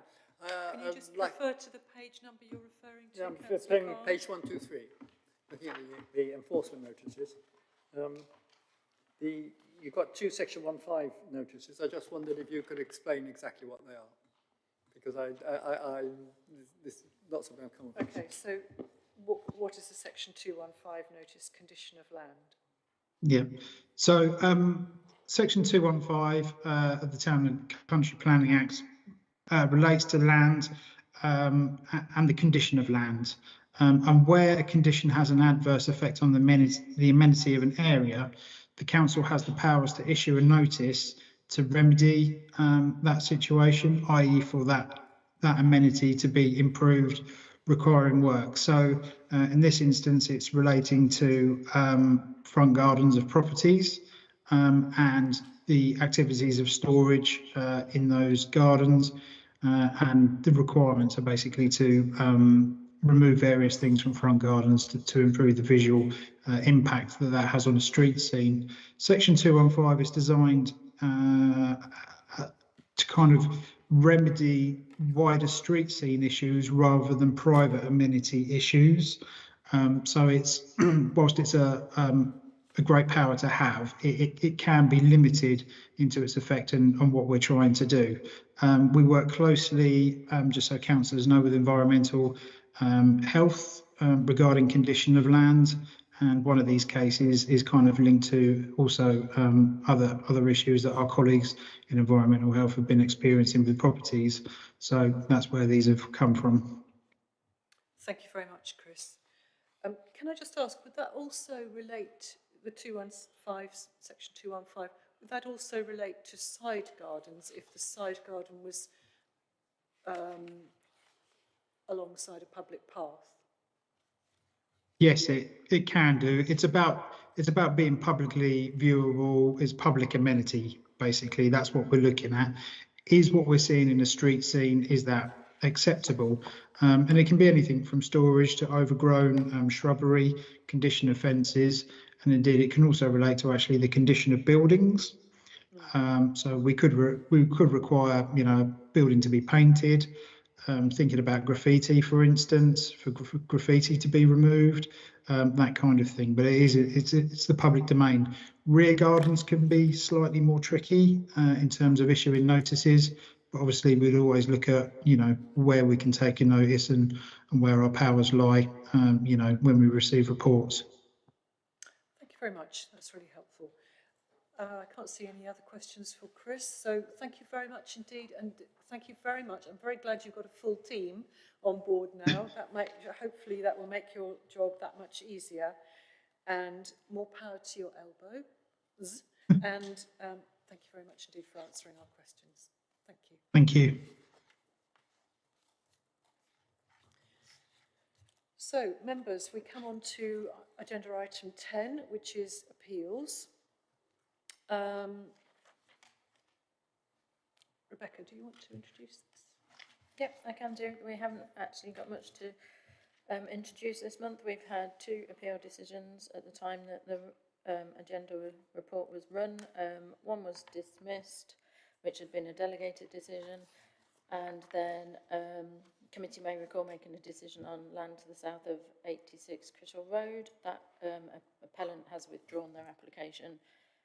Their appeal, I should say, not application, and we've received 1 appeal at Sheer Fen against an enforcement notice, and then the next table set out hearing dates, and then the ever-growing list of appeals that we're still awaiting decisions on. Okay, thank you very much, Rebecca. I'm pleased to see that informal hearing dates have been set.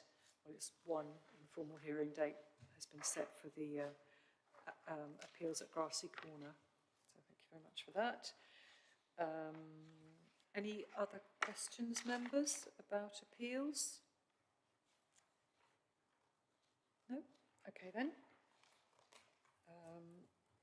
Right, okay, well with that then, I think members are very pleased to see the reports and thank you very much for, because, you know, we see a summary, but I know this is an enormous amount of work that goes into these, so thank you very much to all the officers who are involved in these.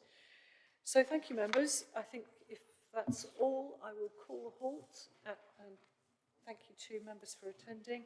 Our next meeting is to be held on Wednesday the 9th of October. Put it in your diary. And I'll close the meeting now at 14:26. Thank you very much.